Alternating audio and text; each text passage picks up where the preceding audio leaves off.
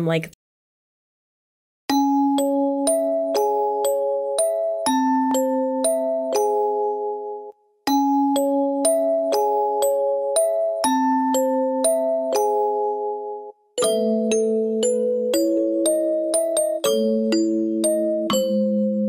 welcome back to Sunday Night Spookies, the podcast dedicated to exploring the mysterious and the spooky unknown. My name is Lex. And I'm Sarah.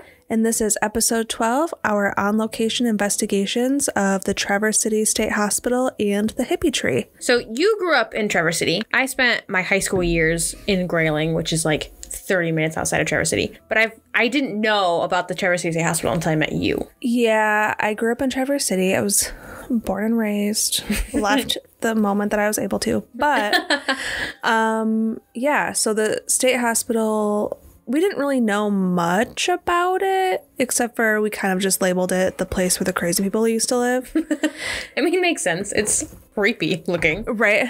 Me and my mom used to take tours through Building 50, which is now completely redone. That's so sad. It's like, yeah, I found it on the map afterward. It's one of the buildings that's just completely redone. But when we went through them, they were falling apart. Yeah. Just lead paint peeling off of the walls. Perfect. So I kind of grew up spending a lot of time around them. Yeah. And as a teenager, for legal purposes, anything I'm about to say is a lie. What you're about to hear may or may not be true. It's been 10 years. You can't prove anything. As a teenager, my friends and I would enter the state hospital buildings just forcefully. We forced our way in. It was kind of a rite of passage for teenagers in Traverse City to visit the state hospital in the wee hours of the morning. Yeah. Occasionally you would encounter a homeless person. That never happened to me. Oh, so you're the unlucky ones who didn't make friends. No. We would never really even, I never participated in the spray painting. Yeah. It's not my thing. There's a lot of to me, I just want to look. Spray painting. Oh, yeah. I just want to look. Like, it's cool. It's a thing that's cool to me. I'm not here to deface public property or private property. It's not what I'm here for. I like to look at it. Did people around me do things that were not legal? Sure. Yeah. I think that would be my stance, too. Like, if I had known about it when I was in high school, I definitely would have taken, like, a group of my friends, all the friends I had. For the record, I wouldn't do that now because they have security. We didn't. They have security, and I imagine cameras. Yeah, well, and we saw security while we were there. A few times. Yeah, before our tour, they were kind of, and you're allowed to, like, roam the grounds. Like, you can walk up to the building, look into the windows if you want to, because most of the buildings now are just kind of there. Like, they're boarded up, falling apart, windowless. The ones that they haven't redone are just kind of... They're sad looking. They're sad, and they're just, like, they're kind of sitting there stuck in time. Yeah. Like... Besides all, like, the spray paint and whatnot. Like, there was some windows that we looked at, and there was, like... armchairs and dressers and clearly original to the space. And there was one, I think we got a picture of it because we like had put our phones up to the holes in the windows, and you can get really good pictures that way. You sure can. You can see a lot more with your phone camera than you can your eyes. But there was an elevator, like an open elevator, sitting there like you would take to go to like the next floor or whatever. And so like looking into them, I wanted to just walk in and like, not reminisce is the right word, but like imagine what it would have been like, what it would have looked like. Like, I just wanted to go in and walk around and sightsee, basically. Like, it just looked so cool. Especially because, like we said, there was a lot of buildings that just had stuff, cabinets lying around that probably had never moved, you know? Or, you know, we're still in the same spot when it was open. The Hippie Tree, I know a little bit less about. I visited the Hippie Tree, I want to say around the age of 16. So it's been a solid 10 years at least. Old. It just, yeah. Just kidding. Listen, 10 years is not that long. I was like, you're going to be there real soon. It basically is a giant tree. And I feel like giant doesn't even, it's huge. It's massive. Yeah, we'll post some pictures of it. And the pictures don't even do it justice. Because it's like this sprawling tree that had like fallen over. It looked like it broke in half or something. But the diameter of the tree originally must have been at least like 4 or 5 feet. Yeah. In diameter. before it split, large. massive, and it's covered in spray paint from years and years. It's and decades. It's like top 5 most beautiful things I've ever. Yeah, well, and like the path back to it, you go through the Cathedral of Trees, which we also can talk about a little bit. That's beautiful. It's like there's no green anywhere in the Cathedral of Trees, but it's all these dead trees that have like we'll post pictures of it. It's just the trees have formed this awesome structure. Mm-hmm. And then you get past that, and then there's like beautiful rolling hills of wildflowers and like grass, just beautiful. And then you take a like turn off into the woods, and there's this massive rainbow tree amongst all of this vivid green lush stuff. You kind of like walk down into like, I don't want to say a valley because that makes it seem deeper than what it was, but you have to walk down a short hill. And then, like, the closer you get to the hippie tree, the more colorful it gets. And by colorful, I mean, like, hot pink, neon green, yellow. Yeah, just this blast of color. And, I think valley would be a good term because it's, like, a small valley. Because I think if it rained a lot, water would pool underneath the tree. Guaranteed. Yeah, because it's that, like... It's low. It's low It's ground. low and it's quick. It gets low quick. And the tree is so big, you can see it on Google Maps. Mm-hmm, yeah. Like, very evidently see it on Google Maps. It's insane. I thought that was really cool. The hippie tree is known as the portal to hell. And you knew it as that when you were younger as well. Yeah. That's like what people That's what made it spooky to go there. Yeah, which I mean, spoiler alert, I don't think it's that scary. I mean, No. we definitely found some very interesting stuff, but it wasn't scary. It didn't feel like unsafe. No, like you would imagine the portal to hell would feel. Yeah, it felt like curiosity. Mm-hmm. Like it was just like, wow, this is so cool. I'm so curious. I actually have a short explanation for why it's the portal to hell from like a small local news site. And it says, as for the portal to hell, you can find it at the Hippie Tree back in the woods just west of the hospital because it's on the same grounds. Mm-hmm. The location of the tree is said to be where the spirits of those who died in the hospital congregate. One story says that in the 1950s, 2 boys were playing by the tree when an asylum inmate that had escaped found them there. He murdered one of them and buried the body in the spring that's just nearby. Obviously, don't know how much truth there is to that. Right. I think it's just... rumors, like an old paranoia. An old myth. Old tale, yeah. Local legend. Mm-hmm. But the Hippie Tree is on the state hospital property. It's kind of back behind it. There's like the walking path that we said. It's like an actual... maybe 10 minutes from... like, it's now known as the village at the Commons or whatever. Yeah, like the main part of where like the shops are and some of the condos are. Probably a 10-minute walk back from there. But if you park there and walk straight back, you'll find the trail. And you just take that trail. It's like a straight shot. So, like we said, the Hippie Tree is on the grounds that the state hospital's on. The state hospital originally was about 340 acres altogether. So we're going to jump into a little bit of history with that segue. The state hospital was also known as the Northern Michigan Asylum. And it was founded in 1885. And it was used as a home for mentally ill patients. So, first of all, we took a tour. We got the Twilight tour, and it was worth every penny. It was so cool. We got full access to one of the cottages, they called it, from attic to basement. So cool. But as we were going, the tour guide was talking about how, like, it housed the mentally ill patients, were people that had, like, extreme cases of schizophrenia, or if you had ADHD or dyslexia, you'd be thrown in there too. So I'm out of here. I have dyslexia, so I thought that was just really interesting. Or one thing that I found very shocking was if a man's wife was going through menopause. And she was completely unbearable. Completely unbearable and not handling it well. He literally could sign rights. Like, call the sheriff, sign some paperwork, and the sheriff would come pick his wife up and commit her for the rest of her life. Mm-hmm. What? Menopause lasts for a few years. Like, you can't stick it out for a couple of years. Yeah. You have to commit her. To commit your wife? I just thought that was, like, insane.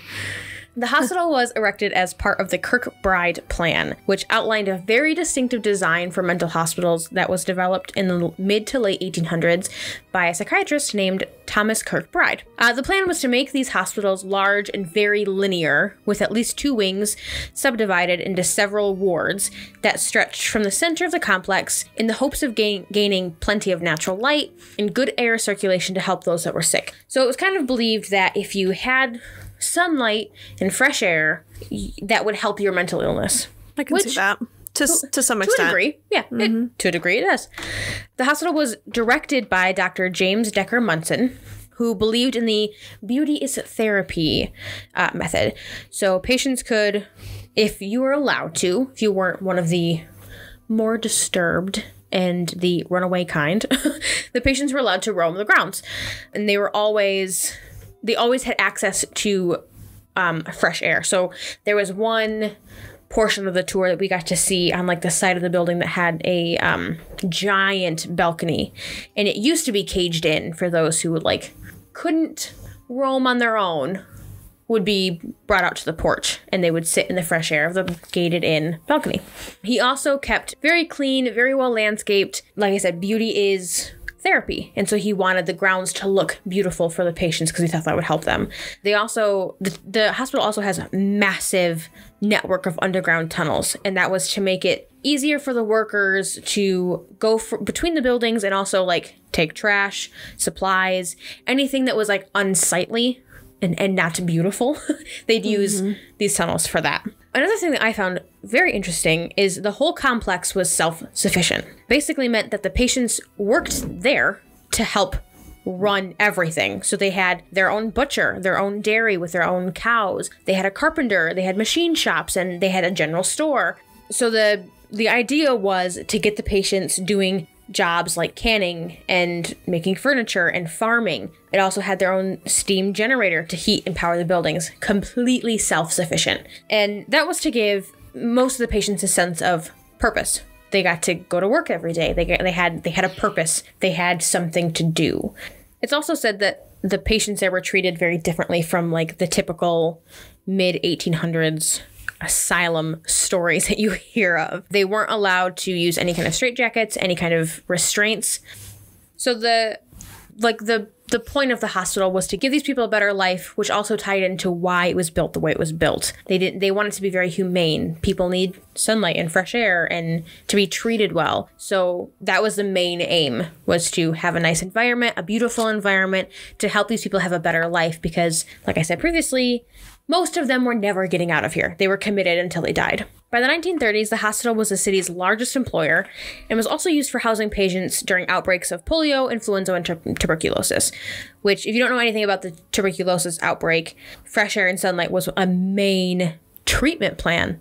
And that's all they would do for tuberculosis, typically. So you can see pictures of hospital beds wheeled out to balconies of hospitals for the tuberculosis patients because they thought that would cure you. The hospital operated for about 104 years, but eventually the medical reforms and the decline in large mental health facilities led to the hospital closing its doors in 1989. The hospital was able to hold over 400 patients. Many were there for reasons like alcoholism, addiction, depression, dyslexia, menopause.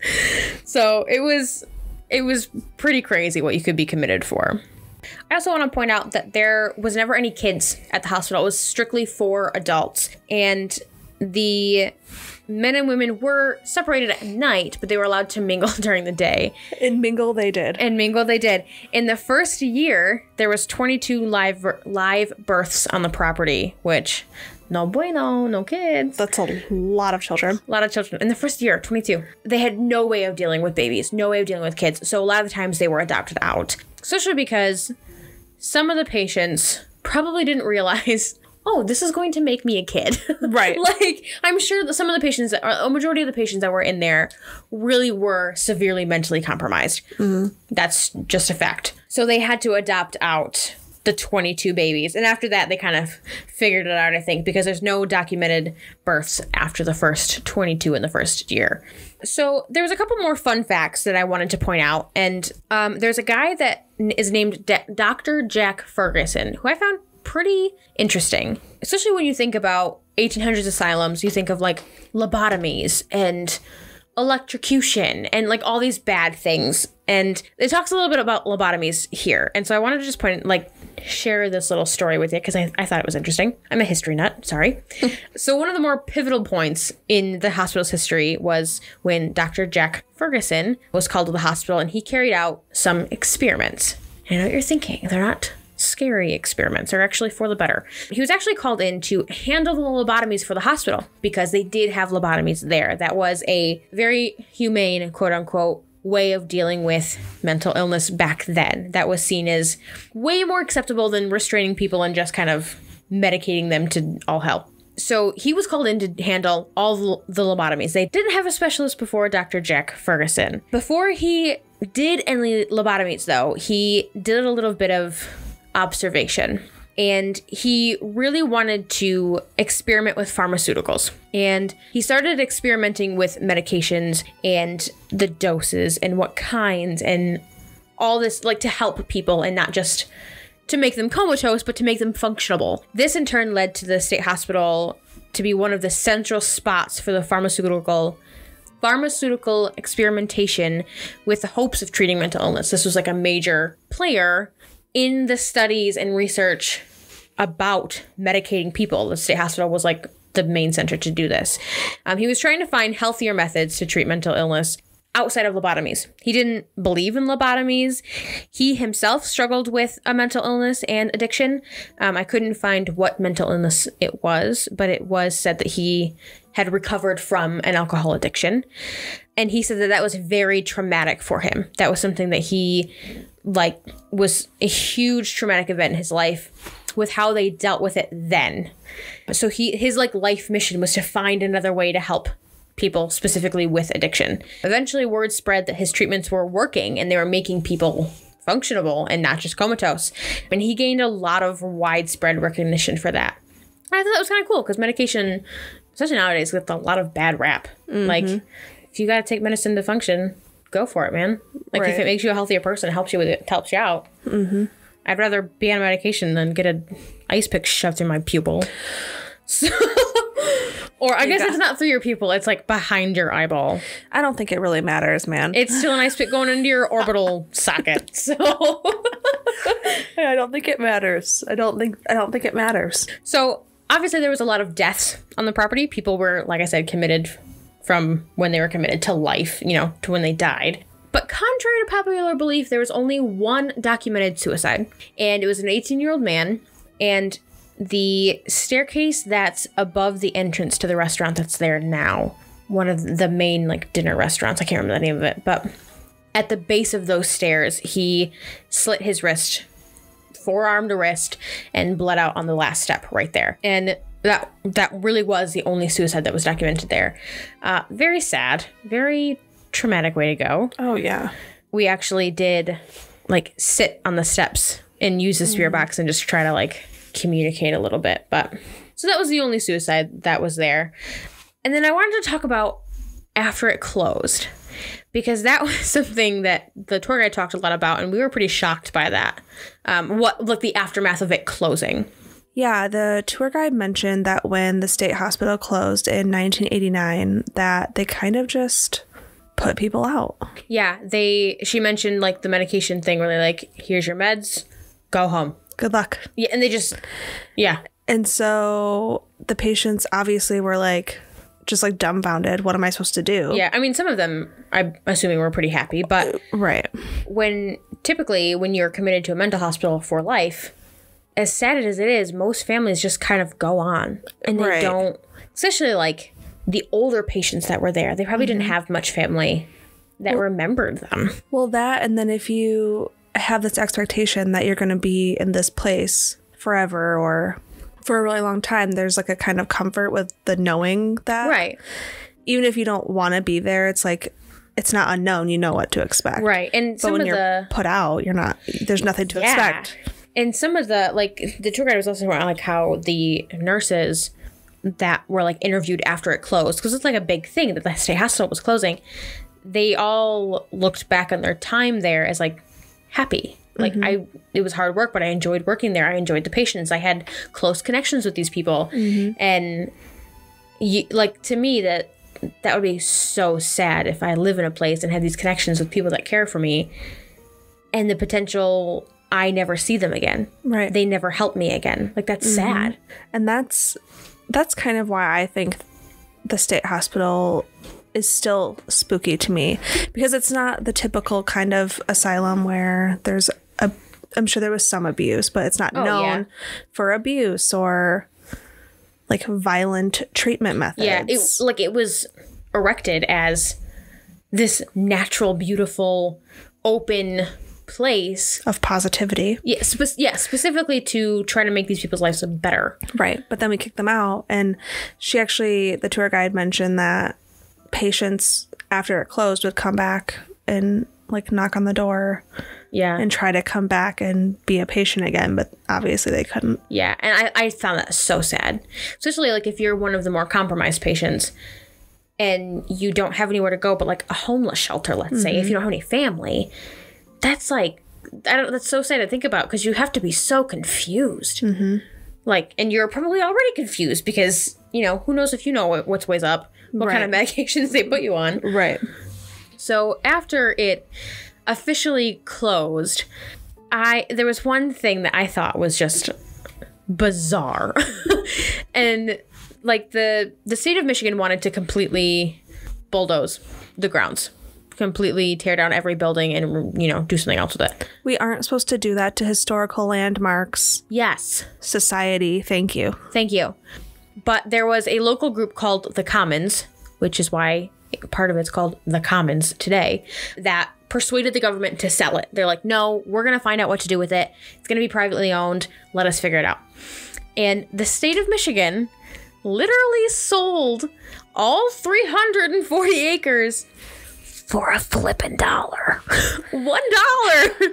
Even I can afford that. Yeah. Let me go back. Like, if you tried to buy the Commons today, you couldn't. Literally, the tour guide also mentioned, because there's condos in like the first, because they had cottages and stuff. Like, they had too many patients for the main building, so they ended up building cottages later, and there's like a few of them spotted around, and we'll talk about that a little bit later because that's what we got to tour. But the tour guide said that a condo on the top floor of the main building will sell for over $1 million. It was like $1.7 million. $1.7 to be fair, million for a flipping condo. To be fair, they're like 3 bedrooms, 4 bedrooms, 2 bathrooms, something like that. If I'm paying $1 million for a house, I better get like 7 bedroom, 8 bathroom, 9 walk-in closets. I'm not paying $1 million for a condo. Oh my gosh. It's got cathedral ceilings. No, I don't care. And spires. But I'm sharing walls with other randos. I for someone who lives in a house now, a standalone house. I've lived in apartments before. Hate apartments. Speaking of the condos, those are in all of the relatively newly renovated buildings. I think about half of the buildings are renovated. Yeah. And in those buildings, there's apartments, restaurants, shops. I know there's like a hair salon in them. Ooh, there's a coffee shop called Cup of Joe. I just like the name. There's like a yoga studio. There is, yep. Ooh, a restaurant called Red Spire, which I haven't tried yet, but I really want to. It's a brunch place. Brunch. And those, like, obviously the walls are all original. Like, they're like the beige brick. And the ceilings are very tall and the doorways are very wide. And I'm not sure if the like iron gate doors that are on all the shops are original. I'm not sure, but the shops appear to be divided up in a similar way to what a patient room might be divided. Like, they're very small. Yeah, and there's lots of them. Yeah, just like in a row. Yeah, if not patients' rooms, they definitely weren't like day areas or anything. There were small, like, specific purpose rooms. So, like I said before, my mom and I used to go on the tours or whatever through Building 50. That's the place that has the Cup of Joe, the yoga studio now. And that's kind of why I got the idea to look up tours. Yeah. I mean, a couple months ago now. Yeah, well, we looked it up. I think when we started the podcast, we compiled the list of close things to do around us. And that was like the first thing that you had thought of and looked into. Right. I was kind of surprised they were still doing it with COVID. Mm-hmm. It wasn't bad, though. No, it's $35, but it's like a... $35 per person. Yes. Seems steep. I'm very cheap. And to me, that was like, oh my God, for a tour. But, you know... Afterwards. If you weren't already well researched in the topic, the $35 would have been really great, like a steal for the amount of information and all the stuff you get to see. Since we already knew stuff about the state hospital, it felt like we were kind of hearing some stuff over again. Yeah, like the first half of the tour, I was like, okay. To be fair, I was pretty proud of myself. All of the research that I had done prior was all 100% correct. So, round of applause for Sarah, horse historian over here. Yay! It's okay. That was my loud audience sound. Thank you. I got it. But yeah, so the first half of the tour was kind of redundant for us because we had, for me at least, I had done all the research. You had already known some stuff about it. Mm-hmm. There was a few things that I learned, like the fact that it was sold for $1, the live births thing, the suicide. I didn't find anything about the suicide. I think that's kind of kept under wraps a little bit. Right. You only get to know it if you pay $35 for it. Yeah, because I couldn't find that anywhere, because that was something that... I never read that either. That's what I was trying to find, was something extremely traumatic or like abusive or something that would... instill a haunting of some sort. Yeah, like that would be, you know, oh, 3 men killed themselves in this building. Like, whenever you think of like haunted places, you think of like, oh, what tragedy happened here? Mm-hmm. So I was trying to find that. Couldn't until we got to the tour. So the first half of the tour was a lot of talking. And there was a few parts that I gained from that, like research-wise. But the second half of the tour was, I would pay $35 just for the second. Just for that. So like we mentioned, there was cottages on the property. And that was when the hospital got too big and had too many patients. They built smaller wards, I guess you could call them, throughout the property. And the second half of the tour was we got to actually go into one of these cottages that had been completely untouched. Well, for the most part, there was some graffiti inside. Hardly any.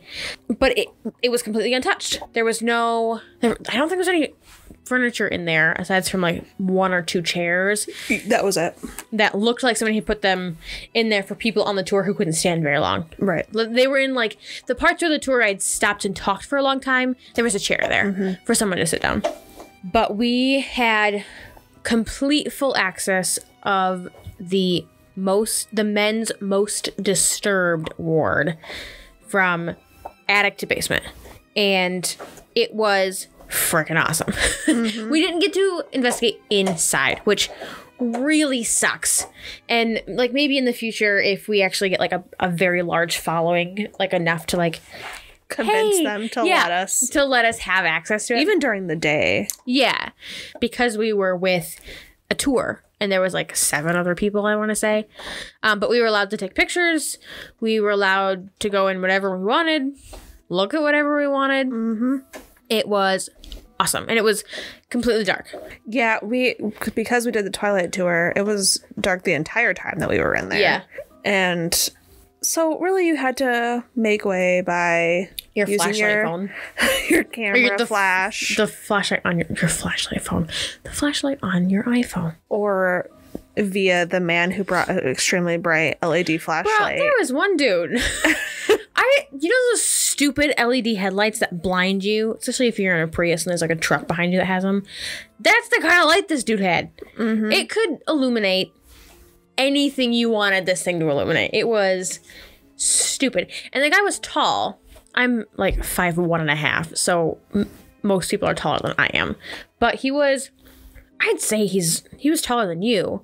For sure. He's probably maybe 5'9". And he had the flashlight, like, you know how like you hold the flashlight up by your shoulder? Mm-hmm. Like with just your forearm bent? Like how a cop would use to investigate something. Yeah, that's how he had it the entire time. So if you accidentally turned into this dude or turned to look down the hallway he was at the other end at, you were blinded. Yep. Completely, like it took you a couple seconds to like... For your vision to like stop being flooded with LEDs. So that was very annoying. But for the most part, we just kind of went off on our own. So we'll post pictures of it, but it was incredible. Like, it might even have to be 2 posts just to fit a lot of the pictures. Oh yeah, because we have easily well over like 200 pictures between the two of us. So many pictures. And like I said, full access, attic to basement. And I think the attic was the creepiest. Partly because the floor was rotting decaying out. And she's like, make sure you follow me. There's soft spots. And I'm like, yeah, she's like, if you feel the floor give way, step to your side. And I'm like, you're saying that like it's like I'm not going to go straight through to the concrete below us. I'm 200 pounds of ass. Right? I'm going straight through this floor. I feel that. So yeah, like there were soft spots on the floor, and there was a few times where I'm like, I like turned back to you and I'm like, don't step here, like, because it was you could feel like, not like it wouldn't like give, but there was a little bit of give underneath your footstep, and you're like, wait a minute. Well, and there was even whole holes. Yeah, with like cones around them and like caution tape around them. I mean, at least they put cones there. But I think there was one part of the attic that was so cool, and there was a big elevator, like what used to be the elevator panel, like or like maintenance area. The elevator would go to the attic and you would work on the elevator there. It was a whole like bricked off section. And there was writing on the wall next to it. And it gave a name and the date that the guy worked on. He like signed his name, signed the date. I want to say sometime like 1920s, I want to say. Yeah. There was another one from 1958. And I thought that was so cool. Because we have a picture of it. Yeah. It'll be on the Instagram. Yes. Nice reviews. But like and there was one, because there was the elevator shaft to the left, and then there was like a doorway you'd go like farther into the attic, and on the doorway somebody had written like swept the floor today, or like just like a quick, this is what I did today. And that was just so cool that it was still there. Well, because right now the way the buildings stand, the ones that aren't redone, they're vacant. They're seemingly unused, and it's hard to picture that there was any form of life in them at any given time, which is sad. Because they're obviously beautiful. There was a lot of life in those buildings. It's just hard to picture it, and so having somebody write that they serviced the elevator, that they mopped the floor, swept the floor, it's like, oh wow, people really were here and really did maintain this place and have all of these like daily activities, the people that worked there, the people that lived there. Yeah, it was just a cool thing to see. And the tour guide pointed it out, too, which I thought was really cool. There was also points, I think it was, like, the first floor, like, when we entered the building. She pointed out, like, where they had their day rooms, where their dining rooms were. And, when she said that, you could picture, like, oh, this space could be a good dining room. Or, like, and obviously they didn't look like a house. It was a healthcare facility. But it was just so cool. Like, there were showers we could go into and look at. All the patient rooms were like, there was no doors or anything, which I thought kind of weird. Yeah, maybe they never had doors. Maybe they just took them off. They might have taken. You know what? They might have taken them off. And going back to the thing we said about the iron gates, those maybe were the original doors, because those arched iron doors where the shops are look like the same arches in that cottage. I wonder if they just took the iron gate off. Yeah, they were pretty iron gates. Yeah, they're very really beautiful. Nice. So the $34 a person, definitely worth it. We had a blast, and it like we were giddy, like walking through this dark, abandoned old asylum. Like, it was just so cool. Yeah, we didn't hear anything, and we didn't really see anything because there was other people there. Like, there was no time to, like, had we been alone, would we have gotten something? Probably. Right. And I think with the other people there, we couldn't really hear or listen for anything either, because everyone was walking. We had full reign. Like, the tour guide had the only like stipulation was we had to stay on the same floor as the tour guide. But other than that, we could walk wherever we wanted to. Yep. And I appreciated that. That was so cool. We could obviously open doors, walk into little cubbies, do whatever. Go into the closets, like whatever we wanted. And I think they had caution tape where it wasn't safe. And I thought was really cool is there was an elevator shaft that you could see like on the second or third floor. And there was caution tape over it, but you could see it had, I think like the movie The Titanic, they had the gate that closed before the door closed. Yeah, like that golden, probably not golden, but like a golden, well, in the Titanic, encrusted gate that you like pull over. Yeah, and like the old timey elevators had the gate that you pulled over before the door closed, and I thought that was so cool. It was exposed; you could see it, and I got a kick out of that. I think I have a picture of it too. But like you said, if we were alone doing a quiet, deliberate investigation, we probably would have gotten something. We were able to investigate the grounds, though. We walked around the specific building that we had toured, and we actually got some EVPs outside of that specific building. So I thought that was pretty cool that we were in there touring it. We also got EVPs later. We also walked around the whole complex, and we like took a bunch of pictures, and we in daylight. In daylight, and in the dark. In the darkness, because the tour ended about 9:30, and it was the beginning of September, so it was dark. Dark by then. The only really crappy part about it is there was these like 2 drunk guys that were roaming around, breaking into shit. Drunk being the hopeful word. I think they were under the influence of something a little bit different than that. Yeah. But something. Drunk on something. Mm-hmm. And they like kept coincidentally finding us. Mm-hmm. So we had to... The grounds are big, so accidentally running into somebody twice just isn't going to happen. No, and it was just not good. We had your mom with us, too. Yes, if you hear any beautiful, innocent soul in any of the clips. Can you see the moon tonight? I love it. That's my mom. She had so much fun, and I had fun with her. Mm-hmm. But we just kind of dipped at that point. Like, we did a little bit of investigating. We did a little bit of investigating beforehand, but... Like I said, we didn't get like to investigate the actual building, which really sucked. Maybe in the future, if we get like a huge following and we have the merit to reach out to these places and be like, hey, this is who we are. Can we do an investigation? Maybe that'll be a possibility. I'm excited to see if that happens in the future, because I definitely want to have like a lights out investigation. Even being in there in the daytime alone would be just wild. Because your mom made a point, because we went to the Hippie Tree in the morning, very early in the morning. It was like 7 a.m. And we did that because, like we said, the Hippie Tree's on the grounds, and those guys were like, because we were gonna go late at night, portal to hell. Let's go at midnight, be freaky, whatever. Right. But the Hippie Tree is, like we said, like a 10-minute walk from the hospital. And those dudes were walking around, and we're like, nah, we're not doing this. No, if at that point I was like, it's in the middle of the woods. No one will hear us scream. I don't want to do that. Yeah. And so your mom made the point where if it's spooky, it's going to be spooky. Or if there's spirits, there's going to be spirit there. No matter what time of day. Right. It's not like ghosts are like, well, it's 9 o'clock on the dot. Better get out there and start making some ruckus. Yeah. Sun's down. Gotta go. It's not like shifts that they take. Right. So I'm playing chess all day and then just like come out and just... Yeah. I'm going to tear some shit up. Yeah. Scare some locals. Go some stuff. So I think that that's a fair point to make. Even if we had like time alone in there during the day, I think we would, because we got some stuff.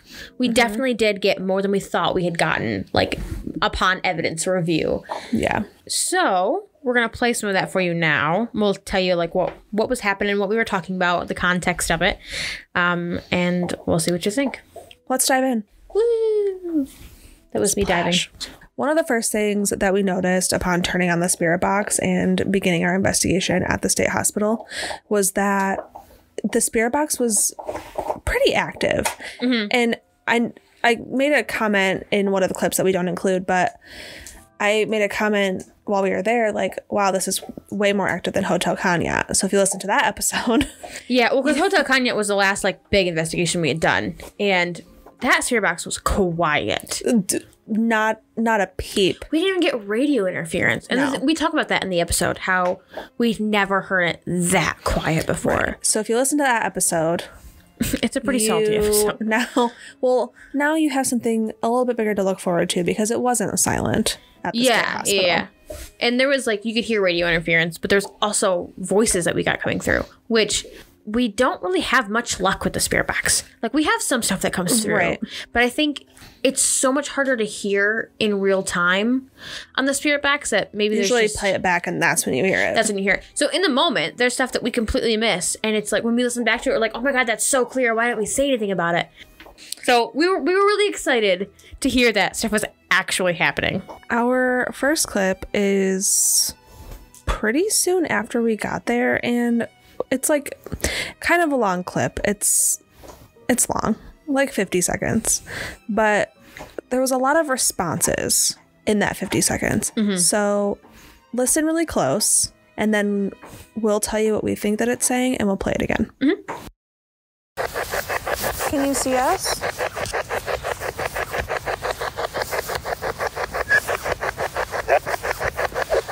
So yeah. Yeah. I mean, that's what it sounds like. How many of us are there?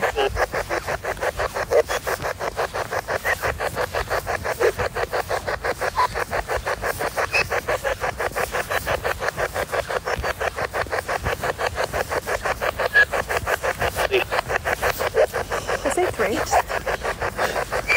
You hear that, Mom? What? You say what?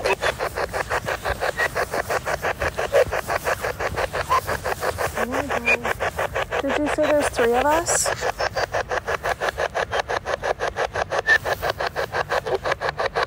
No. So when the clip starts, you can hear me say, "Can you see us?" And we get the response, "Yes." And then we get another response, "Yes." And then I say, "How many of us are there?" And there's a long pause. And then you can hear 3. Because it was you, me, and your mom. Right. And then we shit bricks for a second. Yeah, for sure. And I asked my mom, "Hey, Mom, did you hear that?" And you could hear a woman's voice come through. It sounds like one of us. It's not. It's I thought it was me or your mom when we first heard it. Yeah, but it's too mechanical. And so... And it's too close for it to be me and your mom. Right. Because your mom was walking behind us and I was walking to your side, but I was also like looking around and looking at my EMF detector and like... Right. I had my phone right next to the spirit box, and you can hear the spirit box go, "What? What?" Like, oh, did you hear that? What? And I thought, because when we were listening to the evidence at the same time, we have a headphone splitter. We're tech savvy. Yeah. And so you're listening at the same time and you're like, "That's not my mom." And I'm like, "Yeah, it is." And you're like, "No, it's not. Listen to it." And I'm like, "That's not your mom." Like, we were like just going along listening to this stuff. And I'm like, "Yeah, that's one of us said what?" Like, we did not. No. And then after that, I'm like trying to get them to say it again, like say something else. And I was like, "Did you say there was 3 of us?" There's a pause, and then someone says no. Yeah. So that specific person didn't say 3, but somebody else sure did. Yeah, for sure. And it's a direct response. That one in the moment. Either way. Yeah. Even though it doesn't really make sense, it's still a direct response, but it does kind of make sense because there's got to be multiple entities on the property. Yeah. We are going to insert it again right here so you can listen for yourself and see if you think we're delusional or if you agree with us. Can you see us?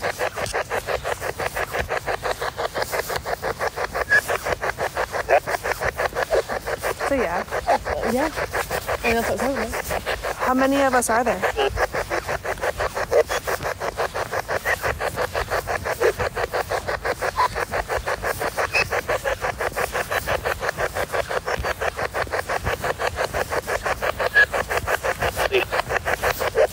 I say 3. You hear that, Mom? What? You say what?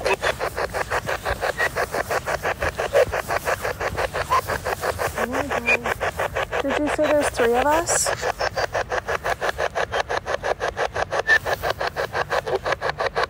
No.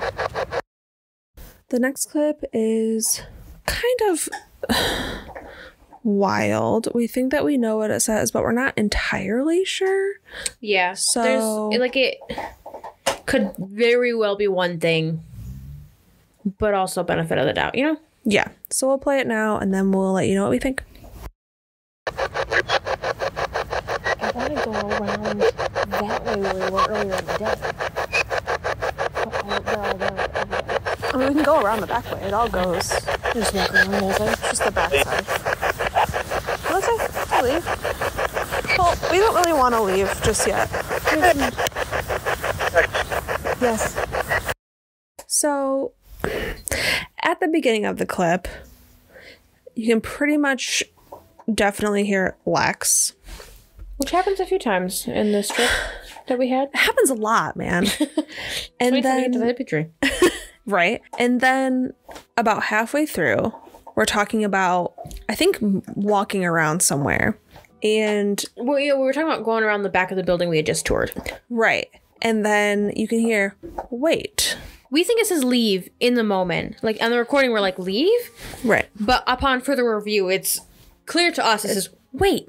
Right. Like, don't go. And that's why I'm like sassy. Well, we don't really want to leave. But I don't. Yeah. It says wait. And then at the end of the clip, it either, we don't really know what it says. It could say Lex. Sarah just said it could be Christ. It could be yes. We're not really sure. In the moment, we hear yes. And then On playback, I hear Lex. on playback, I hear Christ. I don't know if I'm just losing it. Yeah, you're kind of delusional, I feel Because, like, with the I'm a little hearing crazy. thing. Yeah. Did you say the earring thing? The hearing thing. Oh, I thought you said your earring. I'm like, what? What's wrong with my earrings? I'm not even wearing any. Very well could be delusional. I've been called delusional before. To each his own. We're going to play it again and let us know what you think. I want to go around that way where we were earlier in the day. But they're all there every day. I mean, we can go around the back way. It all goes. Just walk around those ways. Just the back side. Let's say leave. Well, we don't really want to leave just yet. Yes. The next clip is my beloved mother asking questions.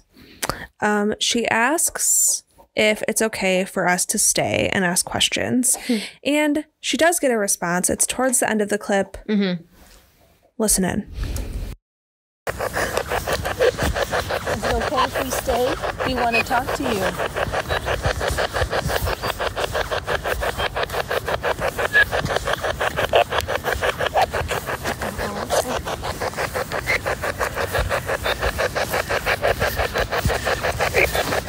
Please?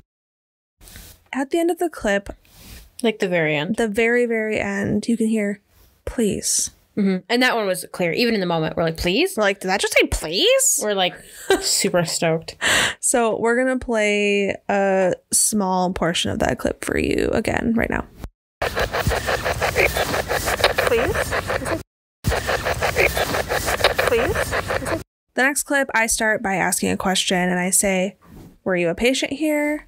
And I think you can hear...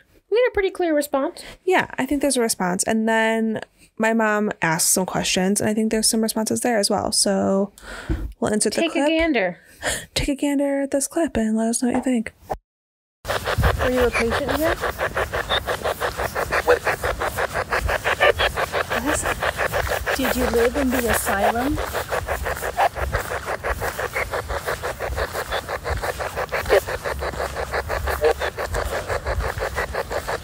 Were you there many years?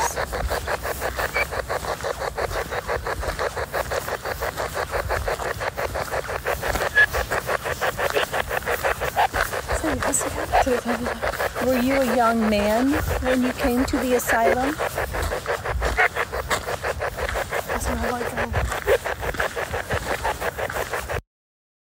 So I ask the entity in the area if they were a patient at the asylum, and they say, when? That one was so clear to me. Like upon evidence review, I'm like, Yeah. Jesus. And then my mom asks if they lived in the asylum, and you can hear 2 yeses after that. Mm-hmm. I think the second yes is more clear than the first one. Yeah. Like the second one, you're like, that definitely said yes. Mm-hmm. My mom goes on to ask if they were there for many years, and there's no response. But then she asks if the person that we're speaking to is a young man. We get an answer we think. Yeah. There's a yes at the end, I'm pretty sure. But we'll play it again for you. Were you a patient here? Yes. Did you live in the asylum?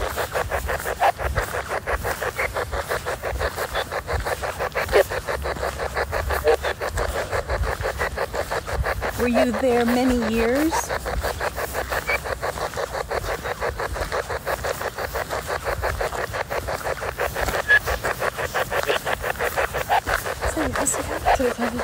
Were you a young man when you came to the asylum?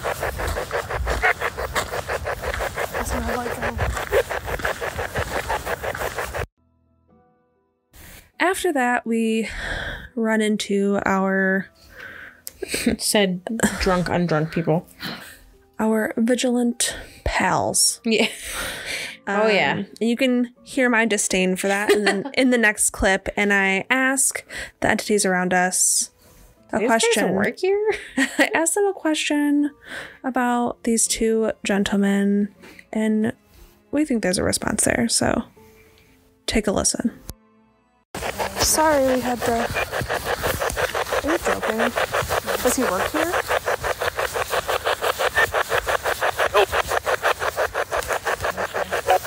Does that guy work here, or is he just a creep?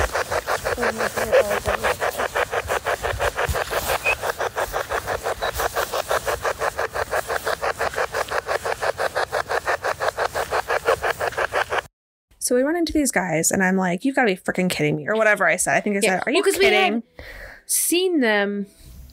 Was this was the second time we saw them, wasn't it? Okay, so this was the second time we had seen them. The first time we ran into them, they're like, "This place closes at 9, don't you know?" And then winked at us all weird. And it's like, it doesn't close at 9 because the tour was over at 9:30. Right. And there's sidewalks. I stared at him blankly. Yeah, like, what? And so they come around the corner again after we had moved to get away from them. So that's why you're like, "Are you joking?" And so we're asking the spirits if they work there, if they, you know, are these good dudes or bad? And you clearly hear, "Help." Yeah. And then later you're like, "Do these guys work here?" And then a little bit later, there's like a pause and says, "No." Right. And it's like a clear no. I'm like, "Help. Like, do you need help, or do I need help? Do I need to dip out? Like, are you saying like I should run and get help?" There was a really bad vibes all around. Oh, yeah. Those guys were not good. So we'll play it again for you. Let us know if you think the spirits were trying to send us a message about these creepoids. Sorry, we had to. Are you joking? Does he work here? Nope. Does that guy work here, or is he just a creep?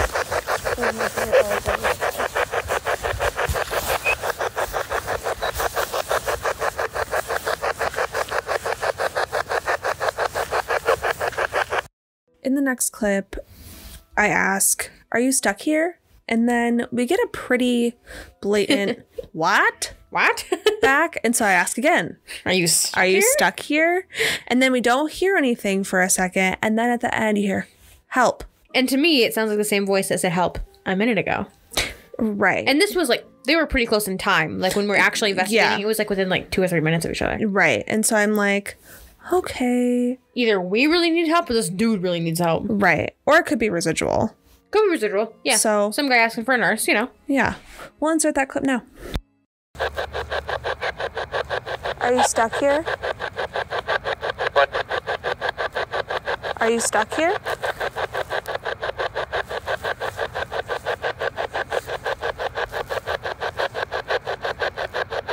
Do you like being here?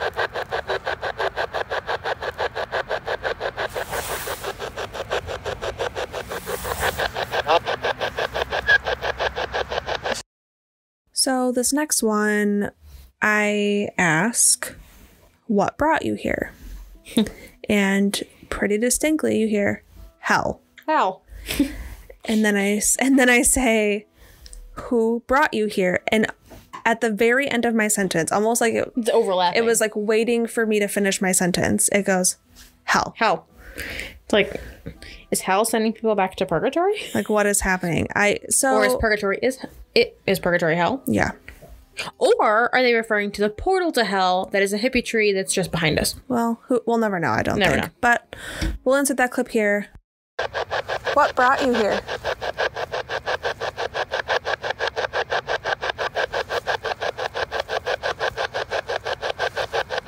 Your phone's reflecting up on the roof, and I'm like, I looked up and I saw like a flash of light like drift away.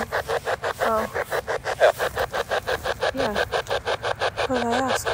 Oh, I asked, "Who brought you here?"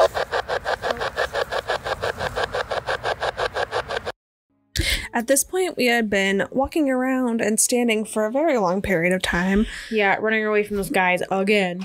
So we kind of just like took a little break, kept investigating, but popped a squat. Yeah, there was like not really a hill, I guess, but there's like a few steps down. Like one of the buildings had like a back entrance where it was like a few steps down into the ground, and there was like a big cement ledge that was like knee height that you could like sit at.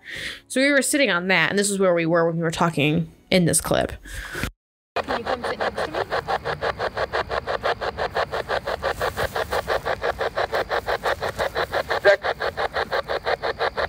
What did I say? Next.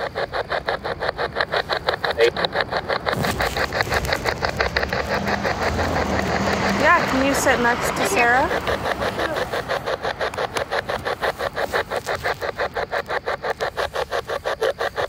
Where? On the cement. So Sara actually says, will you come sit down next to me? Mm-hmm. And you can hear, next. Yeah, and in the moment we didn't hear it. Your mom did, because your mom's like, oh, so I was like, what did that say? And then you can also hear a hey in the middle of the clip, which is funny because looking back, I'm like, I wonder if like he sat down and he was just like, hey. oh, hey, I'm sitting next to you. Because I didn't look over there. Or something. Right. Yeah, And I then, didn't look next to me. I just kept looking at you. Right. Like a dummy. At the end of the clip, I say, yeah, can you sit next to Sara? And then you can hear a voice like kind of begrudgingly go, where? Yeah, it sounds kind of cool because it's like, do I have to? Where? What do you want from me? Yeah. So we'll insert it again here so you can look at it from a different perspective. Can you come sit next to me?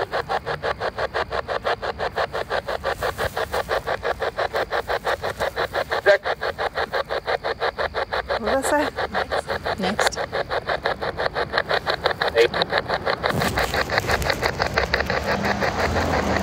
Yeah, can you sit next to Sara?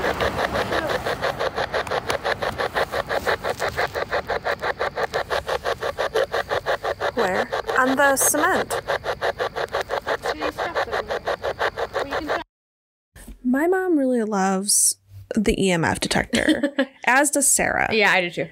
But the crappy part is because the whole complex was like, it's all like connected, obviously, like electrically. There's power lines over top of, like when you walk between the buildings, there's power lines over top of you all the time. And so the EMF detector was almost no help during this time because it just kept going off. Right. And I had it like sitting next to me at this point because we were like just off of the power lines. And I think at one point you're like, put this EMF next to you. And I'm like, I can't. There's power lines next to me. It's going to keep going off. Yeah. Which was really annoying because we really like the EMF detector. And we couldn't really use it that much, but we still tried. Yeah. And there's an example of this in the next clip when my mom is just like, hey, use the EMF detector. And it's right here. it's funny because it's like she was enthralled, especially when we went to the Hippie Tree. Like this was her favorite thing to do. Like she's having the time of her life with it. Yeah. And it was fun to like watch her like that. Yeah. And so she asked them to use it. And then you can hear somebody very clearly go, dead. Yeah. And we didn't hear it in the moment. No. Not at all. And we'll insert it here and then we'll tell you what we think about it. You can go to that green light. If you try to touch that green light, it will change the numbers for us. That will tell us you're here. We kind of take the blatant dead as, you know what, I really can't do that because I'm dead. Yeah. Yeah. Type of thing. We think it's being sassy. I mean, grain of salt. Or even just being like, Hey, I'm dead. I'm dead, man. Like I can't. I'm dead. I can't mess with your EMF detector. I can't touch it. I'm dead, or something. I don't know. It's just weird timing that we're like, hey, can you do this? And then it says dead. Right. Like, hey, Like friendly reminder. in case you didn't notice, I'm dead. At this time, we were trying to hustle back to civilization. Yeah. We weren't quite finished with investigating, but we wanted to get closer to people in case In our we got car. abducted so that they could hear us yelling. But Yeah. on the way back to the car, my mom asks if anybody can say Traverse City. And we don't hear that. What we hear is a very loud car horn that made us all shit our pants. Yeah. But then you can hear something at the end, and I'm gonna do the thing where people tell you ahead of time what you should hear so that you hear the thing that they want you to hear. But we're gonna play it for you, and then if you truly don't think it says this, I want to know, because Yeah. Comment like on our social media. it's kind of a stretch. Yeah, I hear the second part of what you hear. The Yeah. first part I'm like, but I definitely hear the second part of what you hear. Right. So after the car horn goes off, wait a couple seconds, and then I hear stupid kids. I hear the kids part. The kids part to me is clear. Yeah. The stupid part, it's not, I don't think somebody's like stupid kids. I think it's like stupid kids. Like it's like, Yeah. like the stupid part goes by so fast. Like it's But it makes sense in the context. right. Because it was some stupid teenager driving his car like a maniac, Honking. going 50 miles an hour down a 25. Mm-hmm. Stupid So kids. listen in. It says stupid kids. Can you say Traverse City?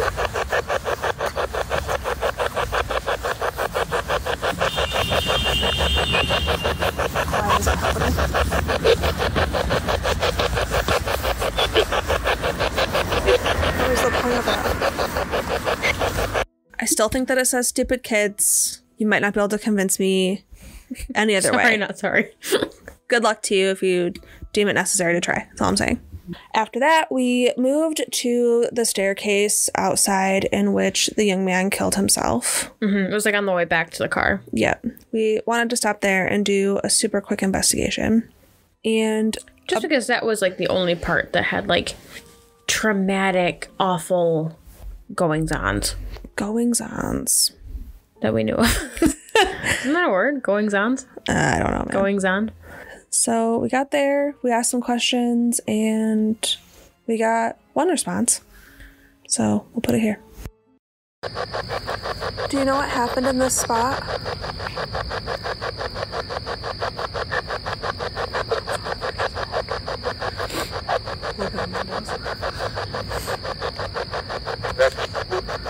Yes. What happened here?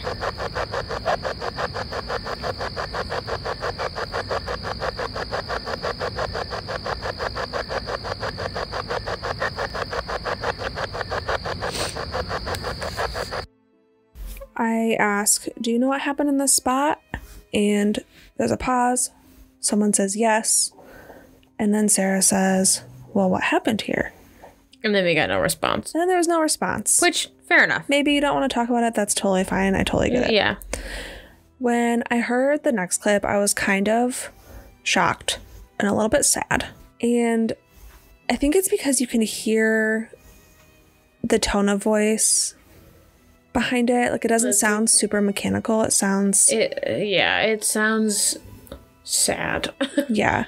So To us, anyway. We're going to insert it here, and then we'll let you know what we think about it. Did you die right here?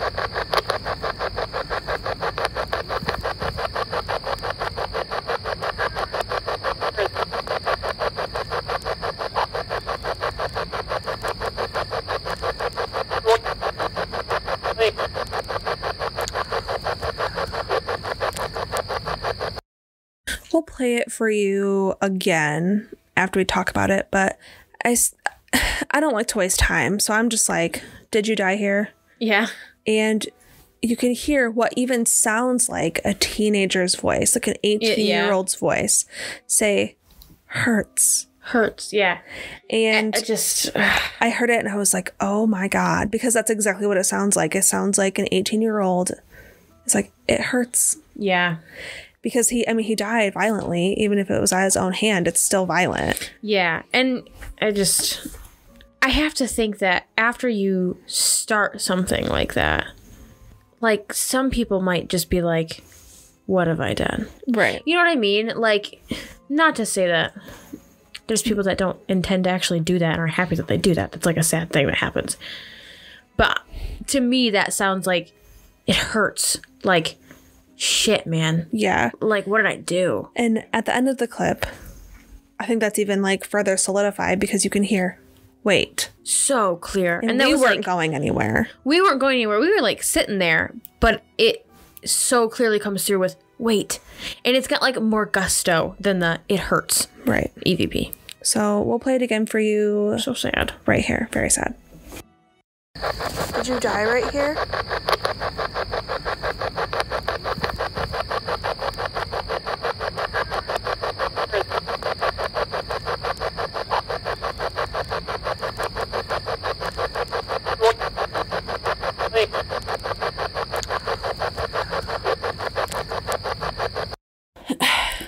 clip is wild because we just found something in it. Like 10 seconds ago.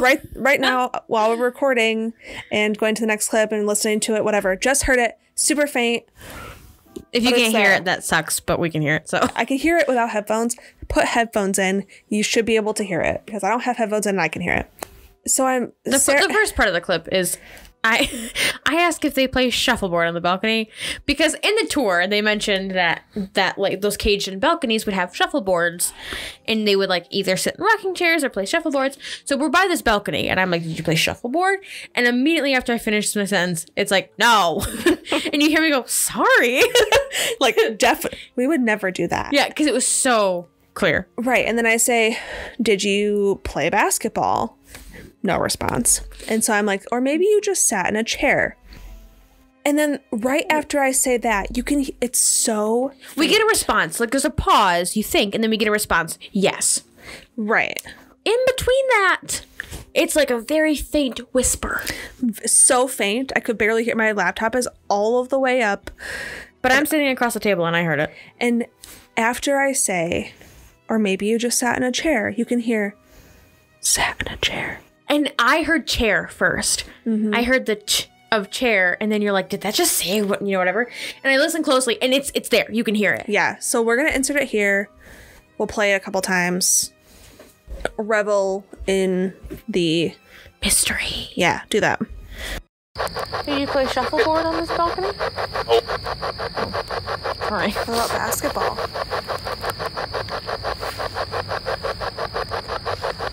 Or maybe you just sat in a chair?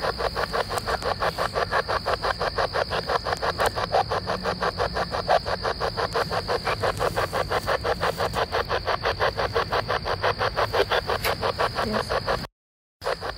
Or maybe you just sat in a chair?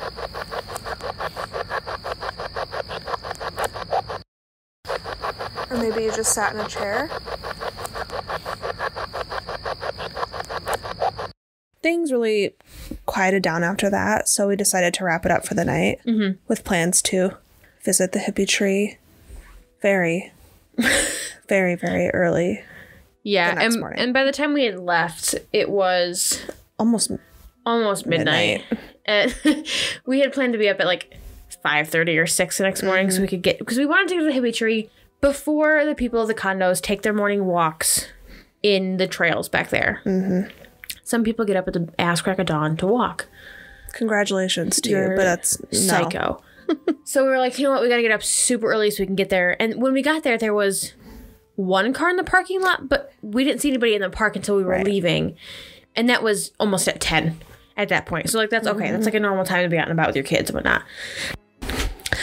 So we got to the trailhead very early with our morning cup of joe from Cup of Joe. Cup of Joe. And like we said, there was no one there. Quick 10-minute walk. Very pretty, very green. On the walk, it's pretty uneventful. Not much to look at besides trees until you get to the Cathedral of Trees. Yes. Which is a very interesting place in hindsight. It's, yeah. You said earlier in the podcast, it's very brown. Not a lot of green happening. It's like... It's completely like devoid of anything green for that one not small a lot section. Of life. No. It very like dead pine trees. But the trees are growing in a way where it like makes this like really cool canopy. We'll post pictures of it because it's so hard to explain. But there's like a wooden boardwalk through the Cathedral of Trees, and then at the very end there's a few steps where you go up and continue the like actual gravel trail or whatever. So we like are taking pictures as we're walking through the Cathedral of Trees. Just quick snapshots. That's what I want. Of our surroundings. And you and I get to the stairs part, and your mom says that she's going to take some photos. Yeah, she really likes taking pictures. So I'm like, we'll just let her do her thing. We'll just keep and she's got the like a Canon DSLR camera. And we were just using our smartphones. Yeah, because cheap. Well, these phones aren't cheap. That is Got true. a loan And the payment on these phones. The cameras are pretty good. Yeah. Too. When we went up ahead, walked up 15 stairs, something like that. And you were showing me something on the phone. Oh, I took a really cool picture of the sky and whatever kind of trees those were. My mom told me what kind of trees they were. I'm never gonna remember now. Nah. Maybe I'll post that picture. It was pretty. But I was showing Sarah a picture on my phone, and I heard my mom say something. And so did I. And I don't know what I thought she said was something like, what are you guys looking at? What are you talking about? Or What picture? like the way she said it, there was like A slight question mark. Yeah, there was a question mark. It was a question that I heard. Well, and it made sense because you said, hey, let me show you this picture. Yeah. And I walked closer to you to look at it. Right. And we both heard your mom say something. And we turned around at the same time and said, what? At the same time. Yeah, well, we turned around and I was like, what did she say? And then we both turned around and she was like just coming up the stairs. Yeah. And she got to the top and I said, what did you say? And she looked very confused. Very confused. And she's, what? And I was like, well, she said, oh, I told you guys to go ahead. I'm going to take pictures. oh, she did say that. And we're like, no, after that. No, what did you just say? Yeah, like 2 seconds ago. And she was like, nothing. I thought you guys said something. And we're like, well, we were talking to each other, but she's like, no, she had assumed that we had yelled back down to her, and we had assumed that she yelled back up at us. Right. But neither one of those things happened. And in the moment, I'm just like, okay, maybe we're just delusional. Right. Or there's somebody else in the park. Right. But it sounded like my mom. It did. It sounded like my mom. There's like specific voices that you just know. Your mother is one of those. It sure is. I've known her for 26, almost 27 years. Gross. But I've known her forever. And I would have sworn that there was no question. I literally was like, what did she say? Well, and it sounded like your mom. Because even I don't know your mom very well. I've only hung out with her a few times, but it sounded like your mom. Yeah. Like she has like an inflection, and I don't know if that's like a weird thing to say, but no, but it's very specific to her. Right. I feel like it is. And so you're like, okay, here's the thing. You might be thinking, these girls are delusional. Maybe we are. But there's more. There's more to this story. Because in the moment we brushed it off. Yeah, we just kept going. We didn't have any recorders going because we weren't anticipating anything happening until we got to the Hippie Tree, which was still further ahead. Right. So we, upon review of evidence, found a couple of things. Sitting at your mom's kitchen table with mall Chinese food. Yes. My mom took a lot of pictures with her DSLR. Big fancy cam. And she looked through them, scrutinized them very heavily. Well, we went out, like after we got back from the Hippie Tree, we had like other errands to run in Traverse City. And so she was home looking at all of her pictures, and we were just out and about doing whatever we had to do. Right. And she scrutinized them. Originally, she told me she hadn't found anything, like upon her quick review. But when she sat down and checked more thoroughly, she found a picture. Dun, dun, dun. Of what I have no other word for it other than orb. Yeah. Like, hands down. Like, the stereotypical pictures of orbs that you see, this is it. It's a very clear ball of light. 3D ball of light. 3D ball of light. It's in front of a tree. And so I was like, okay, plot twist. Maybe it's just a circle reflector on the tree, like how they normally mark trails. But there's two problems with that. One, the trail doesn't need a marker because it's very clear where the trail is. And the tree is further back into the Cathedral of Trees. Like, she turned around and took pictures back into it. And like I said, there's a wooden boardwalk, raised wooden boardwalk the entire way through. And you can see it in the picture, the boardwalk. And you wouldn't need... You wouldn't need a reflecting marker because you can see where you're going. So, second problem with that is that my parents both went back. And my mom says, there's no reflector on the trees down there. And she also took pictures of the Cathedral of Trees again and didn't get anything. She took a picture of some light scattering on the trees. Like sunlight coming through the canopy. Yeah. And she said, very different. Yeah. No way that's what happened. So we're going to post that on our Instagram. Check that out. Additionally. Such a cool picture. So cool. Because you can tell that the orb isn't on the tree. Like, if you really look at it, it's in front of the tree. Like, it's just there floating around. Yeah, it's wild. Second plot twist upon Yes. a review of our evidence on our phones, you also found something quite interesting Indeed. So in the Cathedral of Trees, might I add. yes. So the iPhones, all iPhones, I don't think it's specific to iPhone 11s, but iPhones have what's called a live photo. I don't know if Android has them. I mean, my last Samsung Galaxy didn't. I don't think that they have it.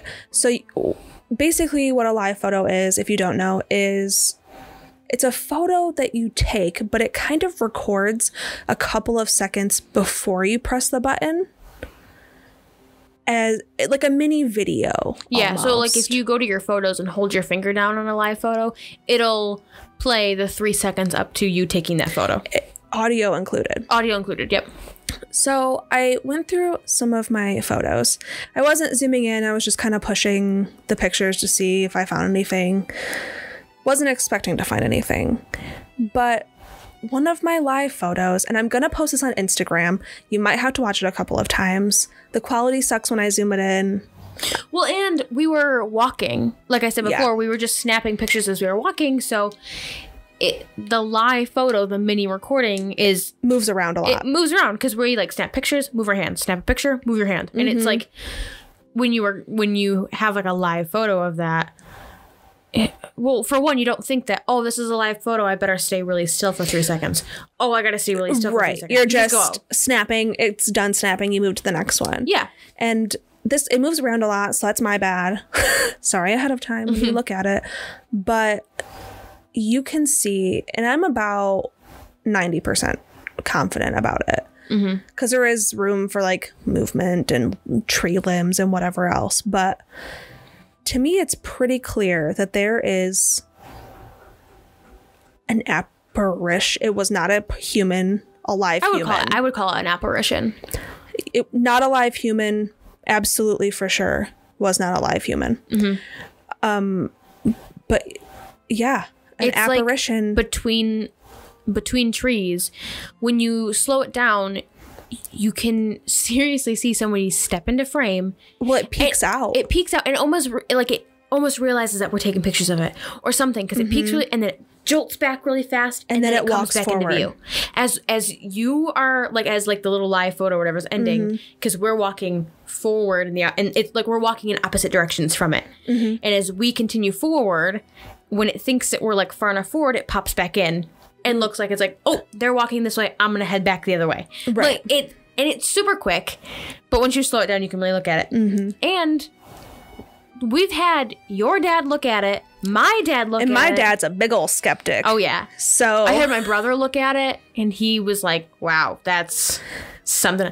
And I Yeah. didn't even tell my dad what to look for. I just said, look in this area. And without prompting, he said, that steps in and comes back out. Like he could tell. you could see it without me zooming in. And I think when we post the video, I'm going to have it at Normal speed. normal speed at a normal distance, but also zoomed in and hopefully slowed down if I can figure out how to do that. It's pretty wild, Yeah. especially when we weren't expecting to see anything. Especially because there's no history of the cathedral trees. I mean, it's on the state hospital property, as it all is. But what's even weirder is that we looked at the timestamps for these photos. And the time that we heard your mom Or say something. whoever, because it wasn't her. I don't know.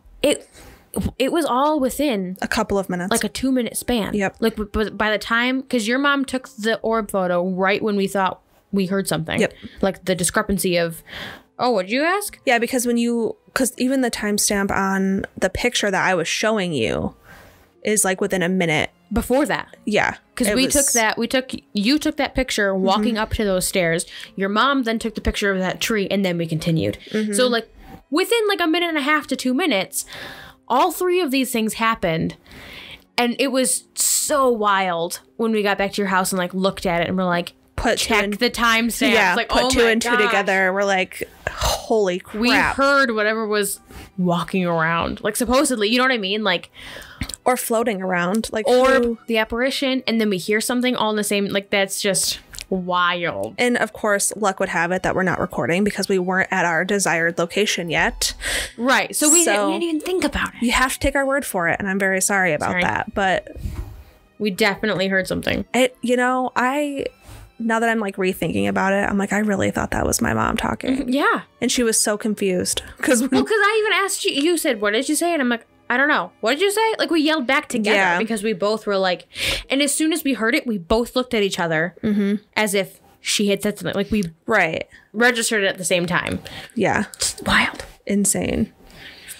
So all of that is unbeknownst to us on the journey to the hippie tree. So couple minutes later, we arrive. We're there. We kind of like have to duck into the trees a little bit to get there, but once you're there, you're there. Yeah, and you know you're there because we mentioned it earlier too. It's beautiful. It's just a beautiful blast of color the second you walk in. So the first thing we do, first thing I do is immediately climb over all the trees. I immediately start climbing just because that's the kid in me. And I think we use a spirit box first. Yes. We kind of we went into like the middle of all of the tree foliage and we turned on the spirit box. Well, we did like our opening and then we turned on the spirit box and we just kind of dove right in. Yeah, we didn't waste any time down there. Well, we didn't have a lot of time either. No. Because we had other stuff to do. But we had to visit my niece. Hi, Maggie. Hey, Maggie. Hey. I know what a baby. A little baby. Our first clip is me asking, hey, is there anyone here? There's also some like weird interference in the beginning that I'm not really sure what it says, but it sounds like not radio, so I left it in. Yeah, and this clip was like 45 seconds after we turned the box on. Very soon. Yeah. So I'm like, is anybody here? I think I get a response, but I'm not really sure what it is, so I ask, is that your name? And then we get another response, and I'm not going to tell you what I think it says until afterward. Something's trying.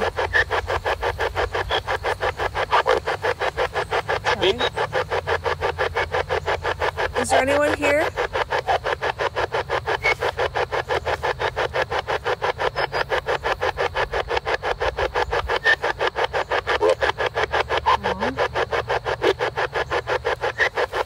Was that your name?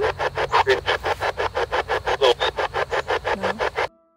So I'm like, is there anybody here? And I don't know if it says Russ. The S, I don't know what else it would say. Russ, Ron. I don't hear Ron though. I don't know what it says, but it sounds like an intelligent response. Right. Like it doesn't sound like radio. That sounds like a man. Yeah. And so I think it's trying to tell me the name. I don't know what the name is though. So I'm like, is that your name?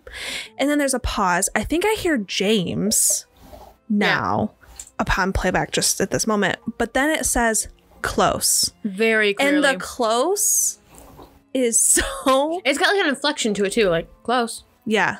But what does that mean? Yeah. Like, I'm like, is that your name? Close. Maybe it's like a nickname or... I don't really know. We're going to play it again and give you the opportunity to hear it with... To hear our way. Yeah, to hear it our way. Something's trying.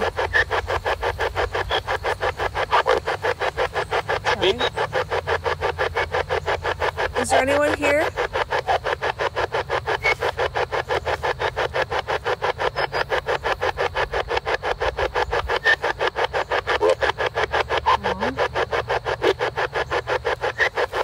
Was that your name?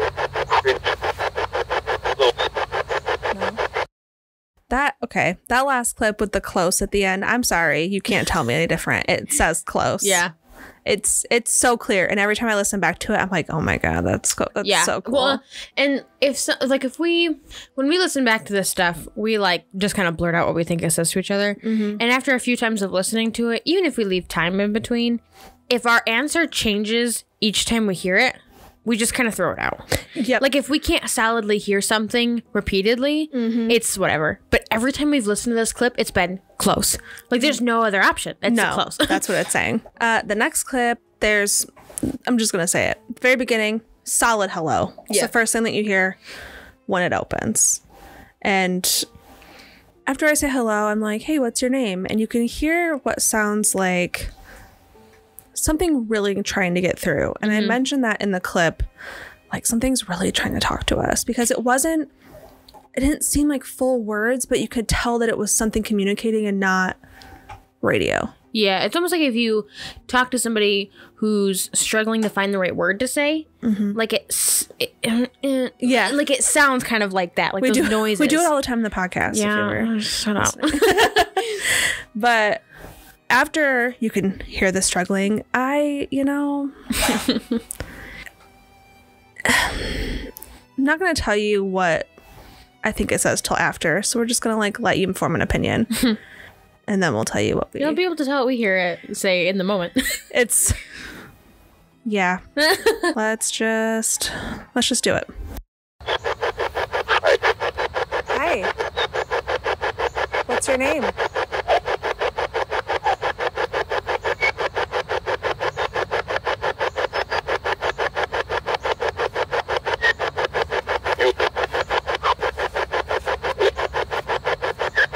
Something is trying so hard.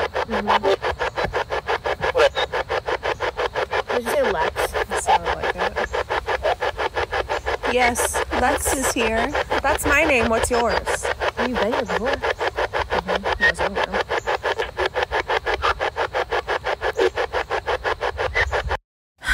So you can clearly tell that we think it says Lex. And the moment we were pretty damn sure it said Lex, listening back to it, We're pretty damn sure it says. pretty sure it's saying Lex. Here's I don't know why. I don't know why this happens. Because you're sensitive to this stuff. That's the spirit box. And if it was my phone or like the app on my phone that we use that said Lex, But if of the doubt, I'd be like, okay, well, maybe it's just listening and it's like using words that like I say or whatever somebody says around me or whatever. But this is a spirit box. It runs on battery. It has an on-off button. There's no way that it could just know my name. yeah. Unless you're Alexis Elzinga and you're particularly sensitive to spirit. Well, we talked about this before, where I introduced myself as Lex to spirit. In real life, I introduced myself as Alexis. I've never heard you introduce yourself to somebody new by Lex. It's always Alexis. Yeah, I always say Alexis. And then the people that call me Lex are confused every time I introduce myself as Alexis. Because I fully think that your name is just Lex. Right. So because I introduce myself as Lex to spirit. Right, because every time we open a session, my name is Sarah, my name is Lex. Right. Like you do it on the podcast too, but... Right. So I'm just like, maybe that's just what they know me by. I don't know. It doesn't really make sense. I'm going to play it again. Mm-hmm. If it's a cool clip. Maybe I just want to be special and I just think that it's saying Lex. Maybe that's it. If that's what you think, maybe let me we're know. Delusional. Let me know. I'll play it again. Hi. What's your name?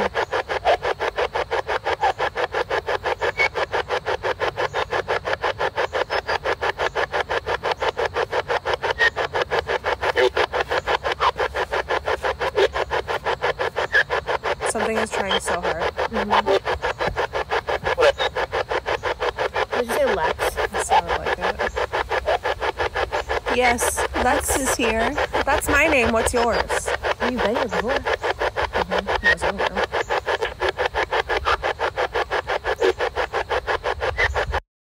At this point, we had set the EMF detector, the spirit box, everything. Your phone even, I think, was on the tree at this time. Yeah, because, well, like we said before, it's a big fallen over tree, so we just... Used it as a table. It's like waist height, too. So we just set all of our crap down. Yeah, we set everything down, and we're not sure what we're talking about in the next little clip because I refer to it as a little box. And so I don't know if it's the spirit box or the EMF detector, because I guess you can call that a box too. Yeah. But I say, hey, you can use this box to communicate with us. And then we get an answer back. Yeah. Yeah, telling us to do something. Yeah. So we'll play it and then let you know what we think it says. Yeah. This box on the tree here you can use to communicate with us.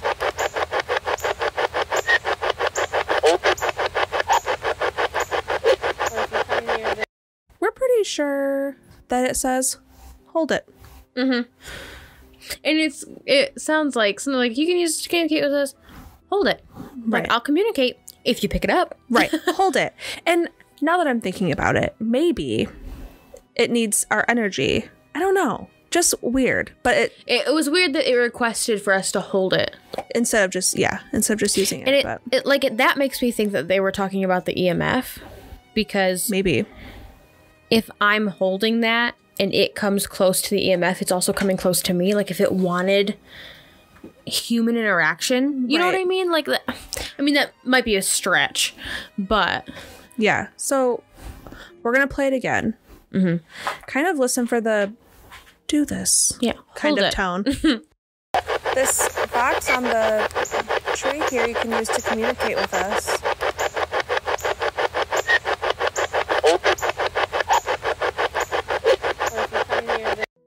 I'm not actually sure if one of us actually picked it up.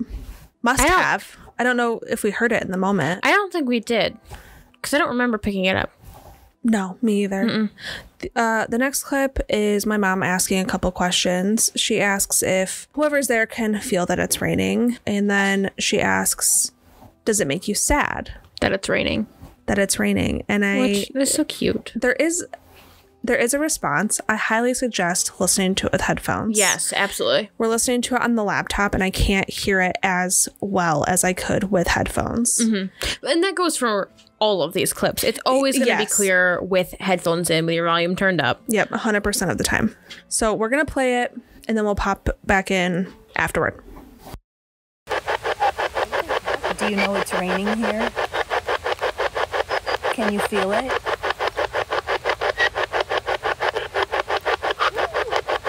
Does it make you sad?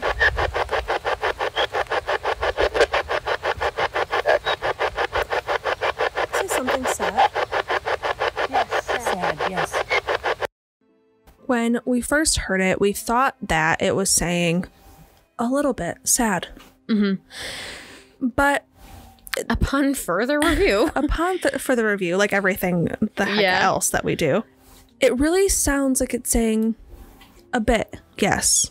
Yeah, It does make me a little bit sad. Yeah, and the a bit part is a little bit choppy, but guys, put headphones in. Yeah, headphones are essential to these episodes. Yeah. Because when you hear it, even if I listen to it on my car speaker, it's not clear enough. Yeah. Headphones are A must. a must. I mean, you don't have to. But Right. But if you really want to hear it and get up close and personal with these sounds, you got headphones are important. It sounds like it says a bit, yes. Like, there's a thoughtful pause. Like, a bit. Yes. Like, yeah, it does make me sad. Just wild. I literally get goosebumps every time I hear a response that's that clear. Yeah. And for the record, it sucked that it was like sprinkling. It never actually rained. It was a heavy mist. Yeah. Yeah. Which was, I mean, we were mad. We don't want it to rain on investigations, especially when we're outside. Right. So we were sad about it. But Yeah. We're going to play it again hopefully you hear what we hear. and get those We're not headphones, crazy. man. Do you know it's raining here? Can you feel it?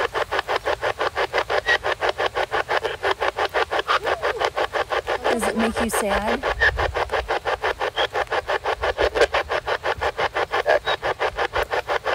Say something sad. Sad, yes. I begin asking if the spiritual entity has any relationship to the state hospital. And I don't get the response that I'm expecting. But I do get a response. I get two responses. So we're just gonna play it. Let's just dive in. Were you a patient at the state hospital?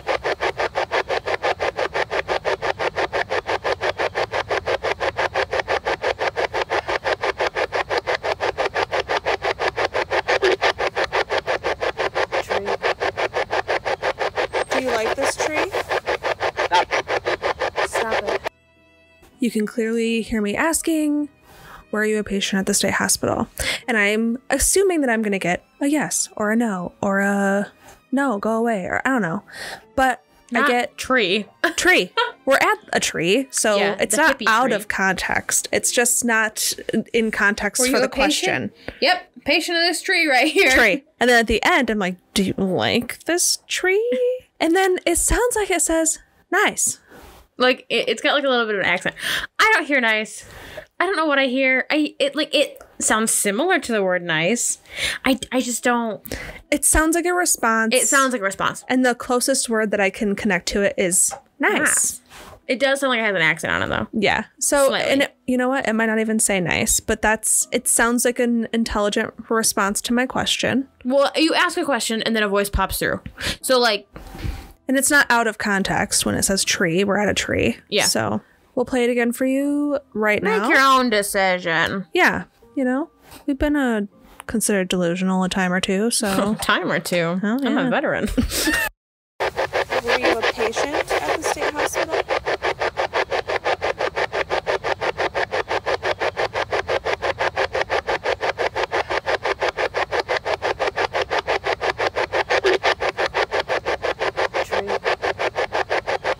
Do you like this tree?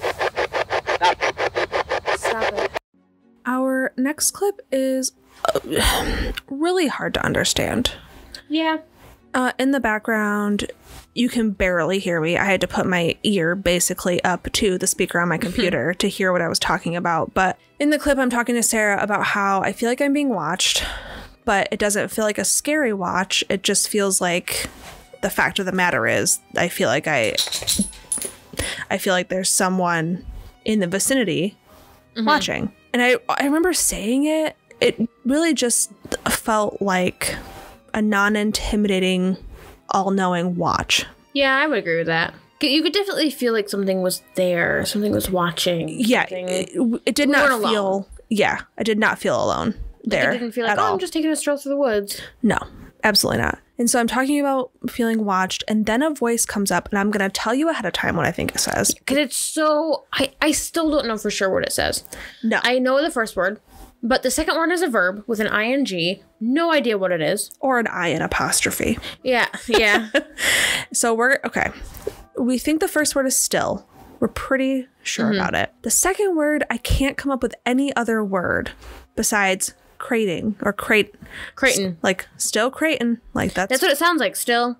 Creighton? Like it sounds like still working, but not working. Like there was a specific thing. That makes sense along the lines of there was a farm, there was boiler rooms, there was, the whole complex was self-sufficient, as we said earlier. Right. So the patients had jobs. The patients went, quote unquote, went to work every day. So it would make sense where it was like still working or still doing this, but I don't know what it says. Right. And we don't want to make an assumption like I want to make an assumption, Yeah. but I don't want to make an assumption because debunkability, but they had dairy cows. Were they crating up milk? Yeah. Like canisters or like still crating? It sounds like Creighton, and what does that mean? No idea. Or if there's another verb or whatever that's close to that we just can't think of right now.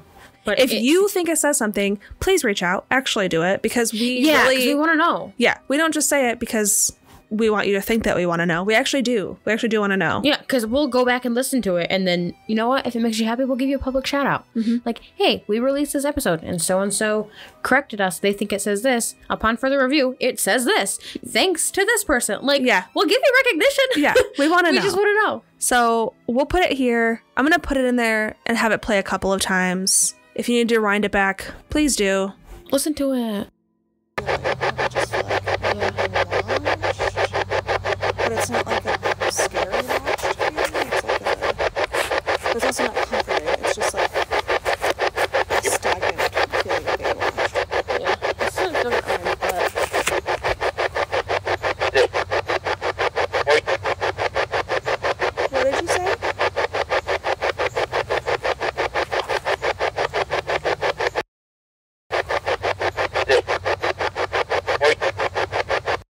The next clip I did not delete for the sole purpose of using it as our description of how the Necrophonic app works in the episode. To my knowledge, nothing happened during this clip other than us describing phonemes and how we think that the necrophonic app is easier to manipulate because it gives partial words for spirit to work with. And to me, I find like that's probably easier for spirit to come up with. Like, it seems like it would take less energy to communicate as opposed to coming up with the entire words all of yourself. There's fragments and bits and pieces for you there already. You just have to rearrange them. Yes. However, upon playback, we heard something. And you know what? I'm not going to tell you what it was. I just want you to listen to this super long ass clip and just listen. We'll come back after. Yeah, you got to listen really carefully. Really carefully to the background. Notice tones of voices. There was just the three of us ladies there. Ladies. So take a listen right now. I always do that. There's nothing here. Nothing. Gets very quiet when you turn off that spirit box. And now the necrophonic app will play That'll be fun. I feel like the necrophonic app app has phonemes, so we hear more things in it. Like, it's easier for them to So the spirit box scans radio frequencies. and they have to speak through that. But then this has phonemes in it, like chunks of words, but Like- it's never like... It's like sounds, basically. It's like just... like stuff like that. That, it will go off because of my phone. Okay, just wanted to Yeah, see if it will. Especially if I get a notification, it'll go off. Like high. It'll beep too if it gets too high, just so you know. Alright, we're going to open this avenue of communication. This device uses phonemes for you to communicate through. Might be a little bit easier for you. And we're hoping this will be easier for you. And I'm going to set this down. This is pretty, like the trees. It's got blue on it. If you come close, you'll be able to make the numbers jump. And then we will smile. Be great if you can make it beep too. We love that. That's our favorite. Now you're thinking, that's a long clip, Lex. I didn't hear shit. Well, Let me tell you. let me tell you what. I'm just going to cut it down right to the exact moment that it happens. And really the purpose of playing the whole clip was to hear tones of voice, to hear how each one of us talks, the inflection of our voices, stuff like that, so that you can compare it to what is heard in the background. It's not only heard on my phone recording, but it's also heard on Sarah's phone recording, like the video that she took. We don't hear it in the moment at all, but originally I was like, maybe it's my phone like vibrating or something, but it's not, because you wouldn't be able to hear it on Sarah's phone. No, because for context, my phone was propped up in like a little crevice of the tree filming us. It was a good, I don't know, like 3 feet away. Maybe 4 feet. 4 feet? 4 feet, 5 feet. And in the clip, you can see us, you and your mom are standing there. I'm sitting on the tree looking up at you, talking to you. And you hear it in the video. But you can clearly see you and your mom. And it doesn't look like you guys are responding. You're just listening to me talk. Right. And at first, I thought it was me. Because it sounds like something I do super early in the morning. Some weird, like, grunt. Yeah. Where I'm, like, stretching. My voice is really deep. Mm-hmm. The only problem with that is I'm the one talking. Yeah. And my voice sounds closer to the recording than this sound does. And my mom's voice is much too high. Oh, yeah. It's so different. So I'll play it here. I'm going to play it a couple of times. Check it out. I feel like the necrophonic necrophonic app app. has phonemes, so we hear more things in it. Like, it's easier for them to... I feel like the necrophonic app has phonemes, so we hear more things in it. Like, it's easier for them to... Towards the very end of that clip, you can hear what there's nothing else. It literally goes, Yeah, and like I said, at first I didn't think anything of it because it sounds like that, and to me that sounds like me, like the yeah, like when you wake up in the morning and you have that like rasp. Yeah, that's what it sounds like. And we were there at like the butt crack of dawn, so my voice already sounded low and raspy because I was tired as shit. Same. But I was the one talking. Yeah. And even like in the first clip, the full clip of it, like I even make the noise, but when I go, It's like I sound like a girl. Yeah. Well, and you were even in the first part of the clip, you were even making noises like it's got phonemes like Yeah. You were making those noises and it sounded different. Yeah. My voice is not that low. Your voice is not that low. And even in the video I have, because we went back and like looked at the video a few times, before the audio that we have, I say, and it's lower than yours, but it's still not, like it's not it almost sounds like the voice is agreeing. Like, yeah, it is easier. Yeah. Like, because we're talking about it's got to be easier for them, the energy, blah, blah, blah. Like wild. And we didn't even hear that until initially. 30 seconds ago. Right. Like I just played it. I was like, why did I save this clip? And then I was listening to it and I was like, hold up. Yeah. I was like, Sarah.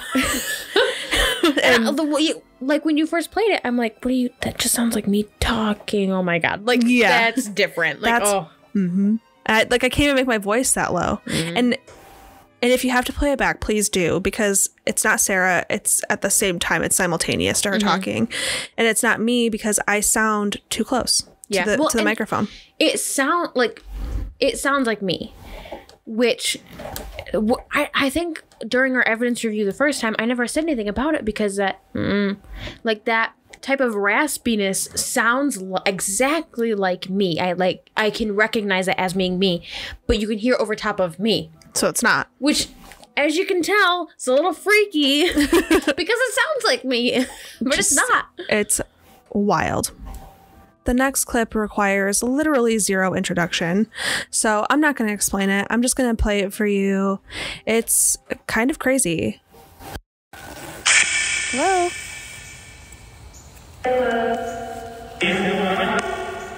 You hear that? That was so clear. They're recording too. Hello? It's kind of hard to hear, but in the next clip, Sara says, "Can you tell me how many fingers I'm holding up?"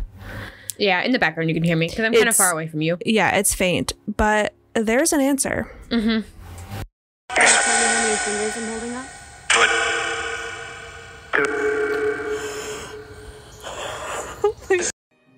Now, there's a little bit of echo because we've got the reverb on, but how many fingers am I holding up? Pause. Two. Like something, you hear like something come through. Pause.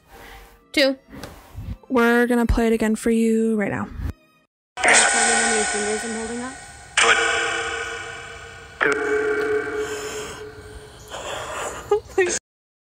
And then, almost immediately after we stopped freaking out over the 2, as I said previously, my phone was propped up against the tree, recording us, like filming us. And it had been that way for almost a half an hour at this point, per timestamp on my video. And it was like there was like a dip in the tree and my phone was wedged in between the dip. So it was pretty secure.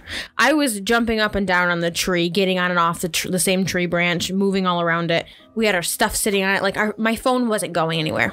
How many fingers am I holding up? 2. We freak out a little bit.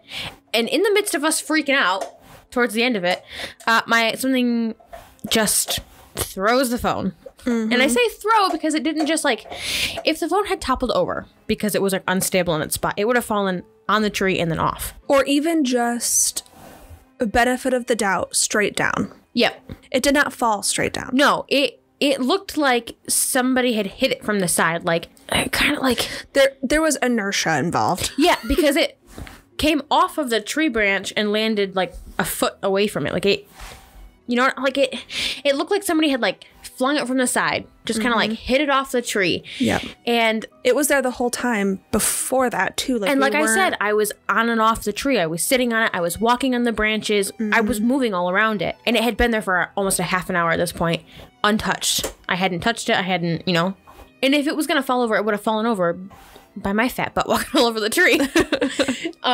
So it was very alarming that it just kind of flew off the tree.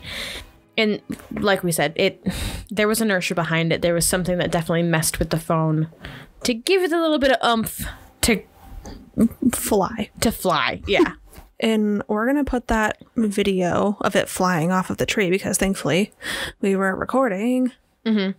So we'll put that on our Instagram. Are you crazy? Oh no! Okay, that. Come on. That was like that the whole time. And it was fine. There's no way. There's no way. I didn't even jolt this tree. I'm not even sitting on that tree.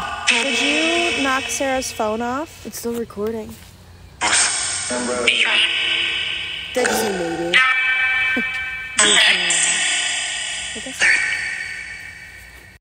The last clip you heard is the aftermath of the phone falling off. And then I ask, hey, did you knock Sarah's phone off? And we hear a couple of different things. You can kind of... There's a maybe, and it's more like a maybe. Yeah. But underneath the maybe, and I don't know what the context of this is. I listened to it 85 times in a row. Yeah. To try to figure out what I think it says. And underneath the maybe, it sounds like somebody is saying, whose umbrella? Which doesn't make sense. It makes sense the fact that we had an umbrella. And it was just, yeah, my mom It was had just the sitting on the umbrella. tree. I think she just set it down. Yeah. But I pick up the phone and it said, whose umbrella? Maybe. Yeah. And then I go, did that just say maybe? Yeah. And so in this instance, I think the maybe is a little bit more substantial. Because it's like a whiny maybe. Like, maybe I did that. Yeah. Bitch. Sitting on my tree. Right. So I'll play it again so you can listen and see if you can hear the whose umbrella underneath the trickster's maybe. Are you crazy? Oh no! Okay, that. Come on. That was like that the whole time. And it was fine. There's no way. There's no way. I didn't even jolt this tree. I'm not even sitting on that tree. Did you knock Sarah's phone off? It's still recording. That just maybe.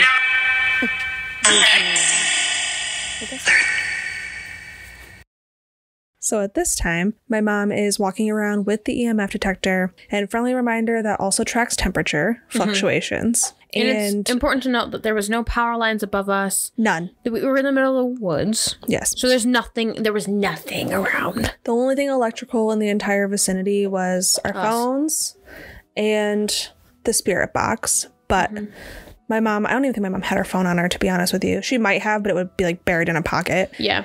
And she held her arm out the whole time. Yes. And so she was getting pretty high readings. Like I think 0.17 or 0.20 or something like that was the highest reading that she got. And it's really important to note that the temperature was dropping while we were there. Not at first. No. Once we opened up the spiritual communication and got chatting, the temperature dropped, I think, at least 1 degree.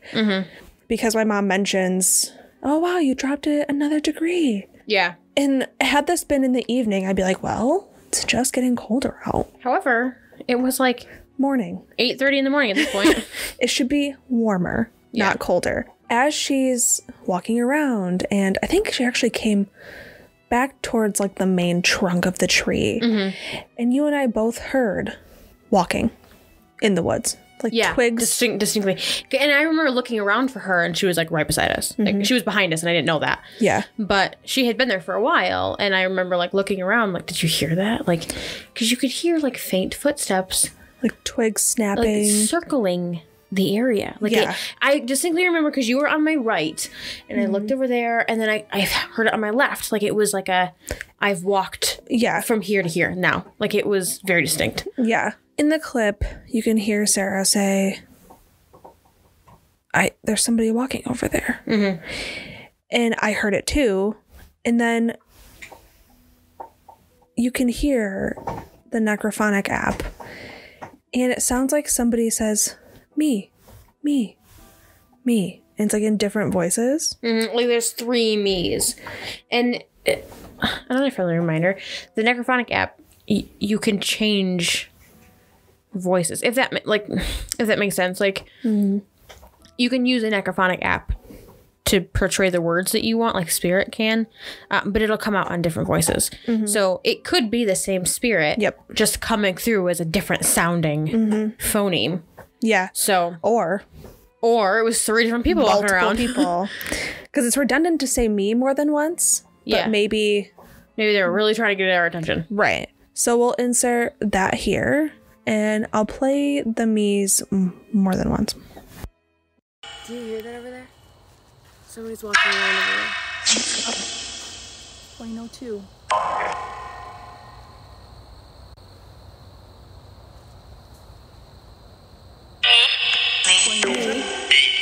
Are you out there?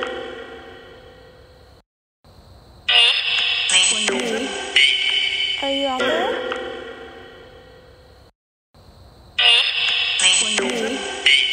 Are you out there? My mom's still running around with the EMF detector, and she's trying to convince any spiritual energy there to manipulate it. And she encourages them to use the sun energy. I hate myself. She urges them to use the sun's energy as well as any of the energy in the area to manipulate it. And I pop in and I say, you can make it go above a 0.04 if you want, because that was her goal. That was like the highest we had gotten. Right, at that time. And it I don't even know if it's a response. It just sounds like a statement. It's kind of buried. It's like buried underneath everything, and I distinctly hear scared. Yeah, the word scared is very clear, and it sounds like scared, like it's got emotion in it. Right. Which is what caught my attention in the moment. I heard that in the moment. Right. And if you listen really close, it's almost like scared me, or it scared me, or something like that. But the word scared is clear. Yeah. And so we don't know if that means they're scared to touch the EMF detector.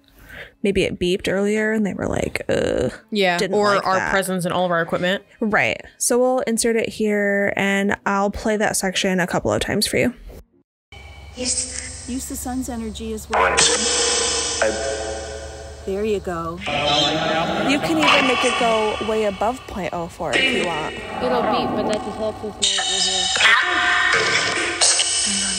we're here. What'd that say? I'm scared. In the aftermath of the I'm scared, or it scared me debacle, you think you hear somebody walking in the woods again. Yeah, because you can barely hear it, but I think I'm saying at this point, because we were just talking about like people walking in the woods, we get the me part, and then it says I'm scared, and then I think I hear the same shuffling, and I said, did you just hear that? Or I asked something like that, and then we get this really creepy voice. Yeah. You listen to it, and then we'll tell you. It's a whole sentence.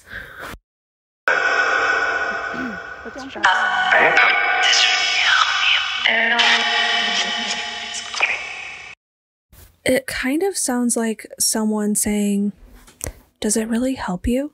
Does it really help you? Like it's a whisper. And I don't really know what it's referring to. I don't. Well, because we were just talking about the EMF, like in the moment. That's true. So maybe it's like, we're like, please use it. It's really fun. It's really great. Like, we love when this happens. And then, does it really help you? And it's just, it's a full sentence. Yes. We'll play it again for you right now, and you can make your own judgment.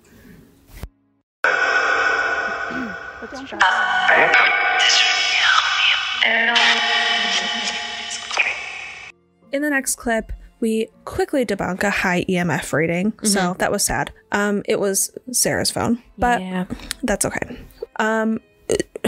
So that's not the interesting part. The interesting part is what you hear at the very end of the clip. Yeah, well, you say, it's your phone. Then you say, here, take this. Because we had coffee with us. And some of the other stuff that we had were like further ahead, like by the head of the trail, like where you would first come into the Hippie Tree. You walk down a little hill and then you get like into the big main part of the Hippie Tree, I'd say. And we had some stuff that was like sitting on a tree branch further away from us. And you're like, here, hold this cereal box and stuff. I'm going to go get the coffee. And as soon as you start to walk away, because we made sure it was in the video too. We went to my phone and looked at the video on my phone. You can hear your name really clearly. Yep. Full name, man. So I'll insert that here, and then we'll talk about it, and then I'll play it again. Here, do you want to take this? It's your phone. You want to take this? I'm going to go get my coffee. So it's a little bit jumbled, but as I'm walking away, you can hear Alexis Lynn at the very end. And the fun thing about that is that my middle name is Lynn. But you don't ever refer to yourself as Never Alexis in my Lynn. life. Your mom hadn't called you Alexis Lynn all the whole Not time when we were there. I mean, like, does she refer to me as that? Yeah. If you're in trouble. If I'm in trouble. But that's it. So, you know, I don't really have an explanation for that. I'm going to play it again for you. It's wild. And if you have any ideas as to why this happens to me, I would love to hear them. I would love to hear them. It's because you're sensitive to spirit. But how do they know my government name? They know stuff.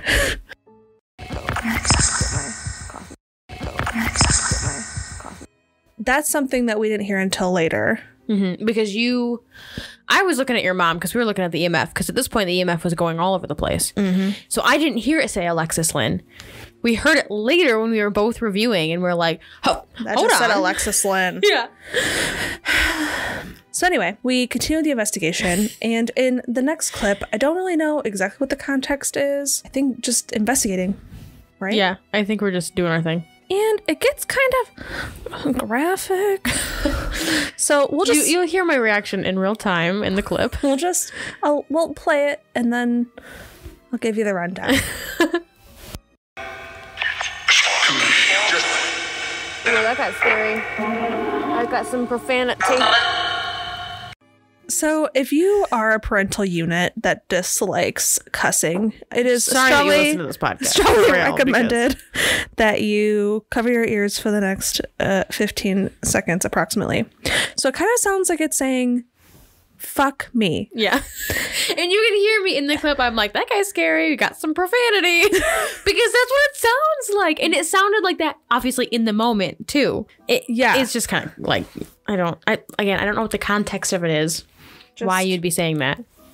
But Right. But that's really what it sounds like. But you really said it. So the next clip is pretty straightforward as well. I ask if who we're talking to is a girl or a boy, and we get a very direct response. Very quickly. I will play it here for you twice. Are you a girl or a boy? Are you a girl or a boy? That seems pretty direct to me. Boy. I'm a boy. A boy. Boy. Right after I say, Are you a girl or a boy? Like there was no thought process. It was a boy. I'm a boy. So interesting. Sounds young, too. Yeah. Not that has like. Well, much usually to do men with it. refer to themselves as men. And Yeah. I mean, I used the word boy, so maybe it just went off of what I said. But I don't refer to myself as girl, really. I'd say woman. I think I refer to myself as a girl. Context. Yeah, I guess Context so. matters. Maybe because I said, are you a girl or a boy? It said a boy. Maybe. In the next clip, you can hear my mother's very excited reaction to the EMF detector because it reaches 0.05. So in the background, you hear her rejoicing over that fact. And I say, it's not me, like referring to my phone because I don't have any notifications. Yeah. Well, And- so like we were talking, you said it's not me. And we were like checking the phones, like, nope, the phones didn't set it off. That's like a real response. We got a spike in the EMF. And there's a bit of a pause. And then we get yelled at a little bit. a little bit of a sentence. I'll play it here and then we'll talk about it some more. Is this device easier for you to use than the other one? 0.05. It's not me.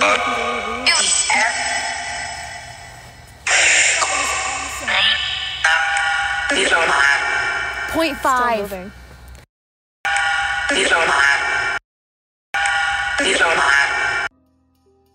So I put the clip in a couple of times so you could kind of hear it before we came back. It's a full sentence. And it really sounds like it says, please don't lie.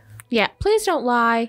Like it's like when we think it's referring to the fact that your mom wasn't next to us. She was a little bit away. And she was yelling back at us the EMF spike she was getting. Mm-hmm. And to me, when it's like, please don't lie, that's like, don't lie about it. Right. Like. And Doreen ain't no liar. No. So she's not lying to anybody. So just interesting. And I think her reaction denotes the truth. Right. Like, you wouldn't get that excited about like, oh, I'm going to fake these bitches out and I'm going to say it's 0.05, but it's not really going to be 0.05. Like, you just... Right. That was... You could tell it's a genuine reaction. Yeah. She was very excited about it. So as were we. Like, that was amazing. Right. So we're not really sure what the context of the please don't lie is. But it was cool to find. Yeah, definitely cool to find. The next clip, I ask if you were a patient at the hospital, was the Kirkbride method good to you? As a recap, briefly, because I know that was a very long time ago that you heard that. Sunshine. Nice. Fresh natural air. Like, the building was built in a certain way to give natural light and lots of fresh air. Right. And basically it's just like good environment, good outcome. Yeah. Basically. And we get 2 different responses. I'll insert that here and then we'll talk about it. If you were a patient, was the Kirkbride method good to you?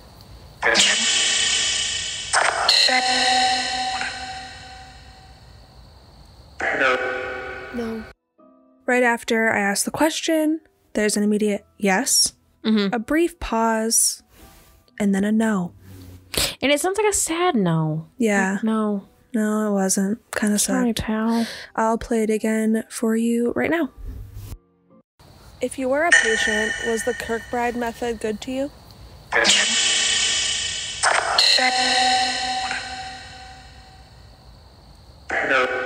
No. During the investigation, we heard the same word frequently. It was like towards the end of the investigation, but we heard it maybe 5 times. 4 or 5 times. And in the investigation, I was convinced that it said sumimasen, which, if you're not a nerd like me and watch a ton of anime, sorry about it. Sumimasen is the Japanese word for either a professional greeting or an apology. And you would bow and you would say sumimasen. And so in real time, while we were doing the podcast, I kept hearing sumimasen. And I'm like, why? That has no context. But I kept hearing it. However, upon further inspection, like all of this... We should really just make that a recording and have it just be like... Alert! Upon further inspection. Like, just something generic. I think it says some medicine. I agree with you. And both words sound very similar.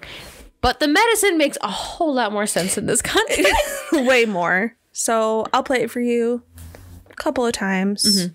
Let us know if you don't think it says some medicine. I just don't want us to hear like mumbling in the background. That was something else. Right.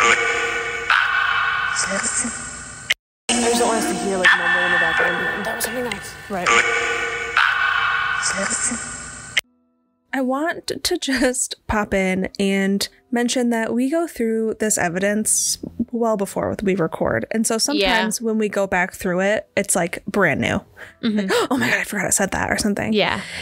And we just came across a clip that, knowing what we know now, is a little bit unnerving. Yeah, for sure. The clip, I'm not going to include it because it's not really like relevant. There's something like exciting that happens in it. But I say to Sarah that I heard a noise in the woods and it sounded like a man's voice. It's not on the recording.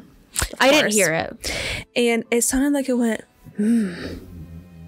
And I say that in the recording that it sounds like it's like a man going, like a grunt moan type thing. Which is really funny because considering we caught that EVP earlier. The actual EVP when both spirit boxes and necrophonic app were off. And I was like, oh, that sounds like me when I wake up in the morning. So you're probably hearing the same thing that we had caught beforehand and just didn't know. Right. And just because it wasn't on the spirit spirit box. You heard that with your own ears, like outside of the electronics we were using. Yep. So just freaking wild. Something to note. Yeah. That it happened more than one time. It's definitely twice that we know of. The next clip has a lot to unpack. For sure. I don't think that it was a conversation that included us. I'm just going to play it.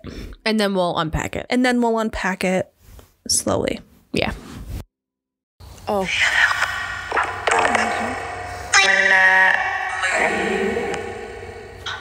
It's 9:30. My phone's going nuts.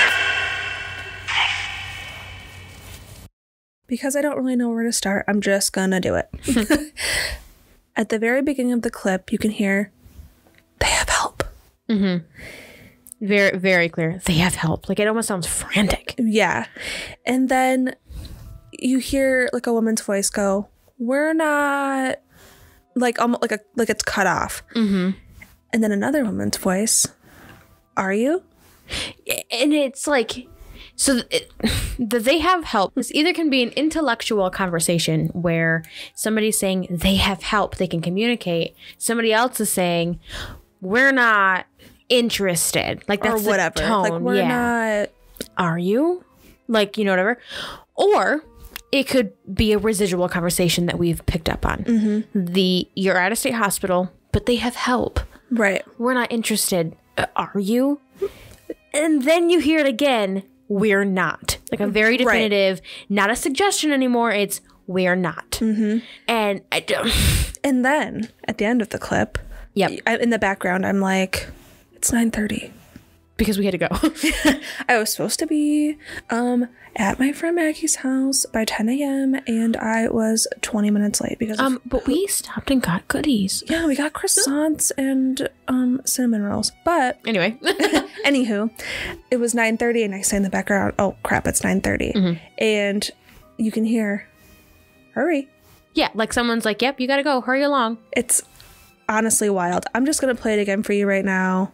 Listen to the tones of voices, because I think the tones of voices give away the fact that we weren't supposed to hear this conversation. Right. Like whether we weren't it included. be whether it be a residual conversation between like a family trying to give somebody up to the hospital, or talking about these guys us. right here have help, they can communicate, whatever.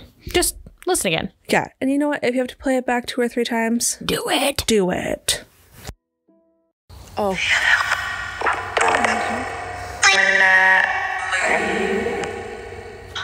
It's 9:30. My phone's going nuts. So we start packing up. Mm-hmm. It's almost time to go. And so I ask on the Necrophonic app, hey, is there anything that you want to say before we go? Nope. Yeah, that's so clear. No. Like, it's a very, very angry sounding man. Yeah, he doesn't want to talk. That's fine. And then I say something, and then it sounds like in time, I hear something's coming, or mommy's coming, or something. And I say it like, something's coming? Like, I ask you kind of like, did you hear that? And then some dude comes out here, Sassmaster 1000, then head out, or better head out. Yeah. We'll put it here, and I'll play it a couple of times for you. Because it's loud and clear, sir. Is there anything that you want to say before we turn off the spirit box? No. That sounds like a...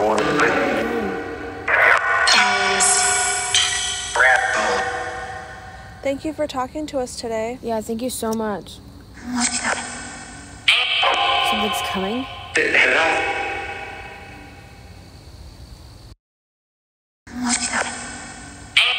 Something's coming?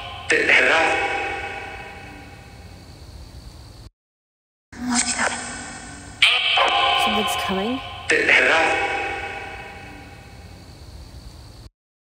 We're all packed up at this point, ready to head out. We'd said our goodbyes. Yeah, don't really want to turn off the Necrophonic app because of who we are as people. Mm-hmm. But we got sponsor billaries. Yeah. And sponsor billaries. And we had to go. But just as we were turning off the Necrophonic app, we got this. I'm turning that off. That got to a weird spot right there. Usually if a spirit is offering help to the living, it feels unwell. Yeah. It's I don't need you need my help. Yeah. It's like, let me help you. Usually kind of like a rule of thumb to go by with anything paranormal, spiritual, fairies, gobs, ghosts, whatever. If they're enticing you to do something, you usually don't do it. Yeah. Bad news bears. You know what I mean? Like, yeah, because there's so many stories of people like making deals with the devil or like, well, they told me I'll just let them in or whatever. Like, nah, You don't. You don't be enticed by the unseen. Right. And so we ended it abruptly. Yeah, we turned it off. We're like, done. It's got weird. We're going to turn it off. That's really what we got. I say it like we didn't get much. We got a lot, especially at the Hippie Tree. I was shocked by how much we got at the Hippie Tree. I was expecting way more stuff to happen at the asylum, the state hospital, than the Hippie Tree. And maybe it's just 'cause I'm conditioned to think that those places are creepy and they're not necessarily always super haunted like they're portrayed. Right. But the Hippie Tree was a shock. It just a wild ride from start to finish. We advertised the episode as being a singular episode, so that's what we did. Sorry, it's like 2 million years long. It's like 2 hours long, but we hope that you enjoyed it. Yeah, and let us know if you'd like us to go back to the Hippie Tree. It's something we've been thinking about, especially listening back and finding more clues. We really would like to go, maybe not do the asylum again, but we want to do the Hippie Tree again. So let us know if you'd like a part 2. We're very interested in doing a part 2, even if it's just for fun. If you guys don't want an episode, that's fine. But please let us know at our social media. You can find us on all of your favorite social media sites. We're on Instagram at Sunday Night Spookies, on Twitter at Sunday Spookies, and on Facebook at the Sunday Night Spookies podcast. We also have a few links in our description box. You can find our Buzzsprout link. This is the podcast hosting website that we use. It's an amazing website. All of the podcasting needs is in this website. It posts to all of our favorite platforms. It keeps track of our monetization, keep track of all of our very cool stats. We have people listening in Oceania and Asia and Europe. It's so cool. So if you want to start your own podcast, it's an awesome hobby. It's an awesome business to start. Like, we're trying to get this off the ground. If you use our link, we'll get a small kickback.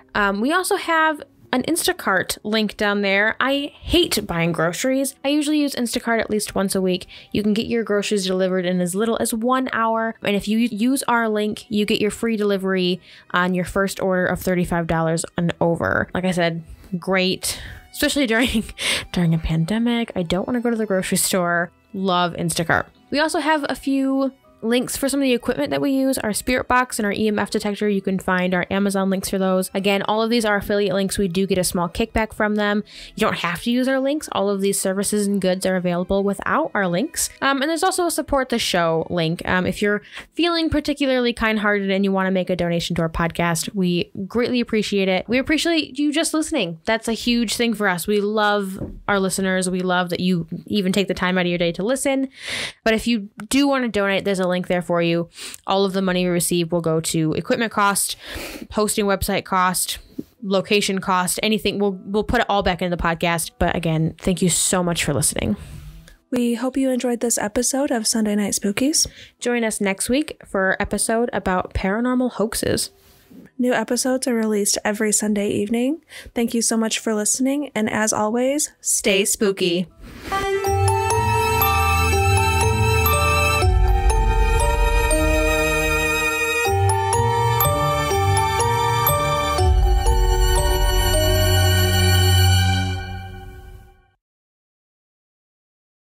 I don't know. Jinx. Pinch a Coke. Give me a Coke. You already gave me a Coke. Loser. I did give you a Coke. You won. Debt paid. Fucker. It's going in the bloomer. Sorry, Dad.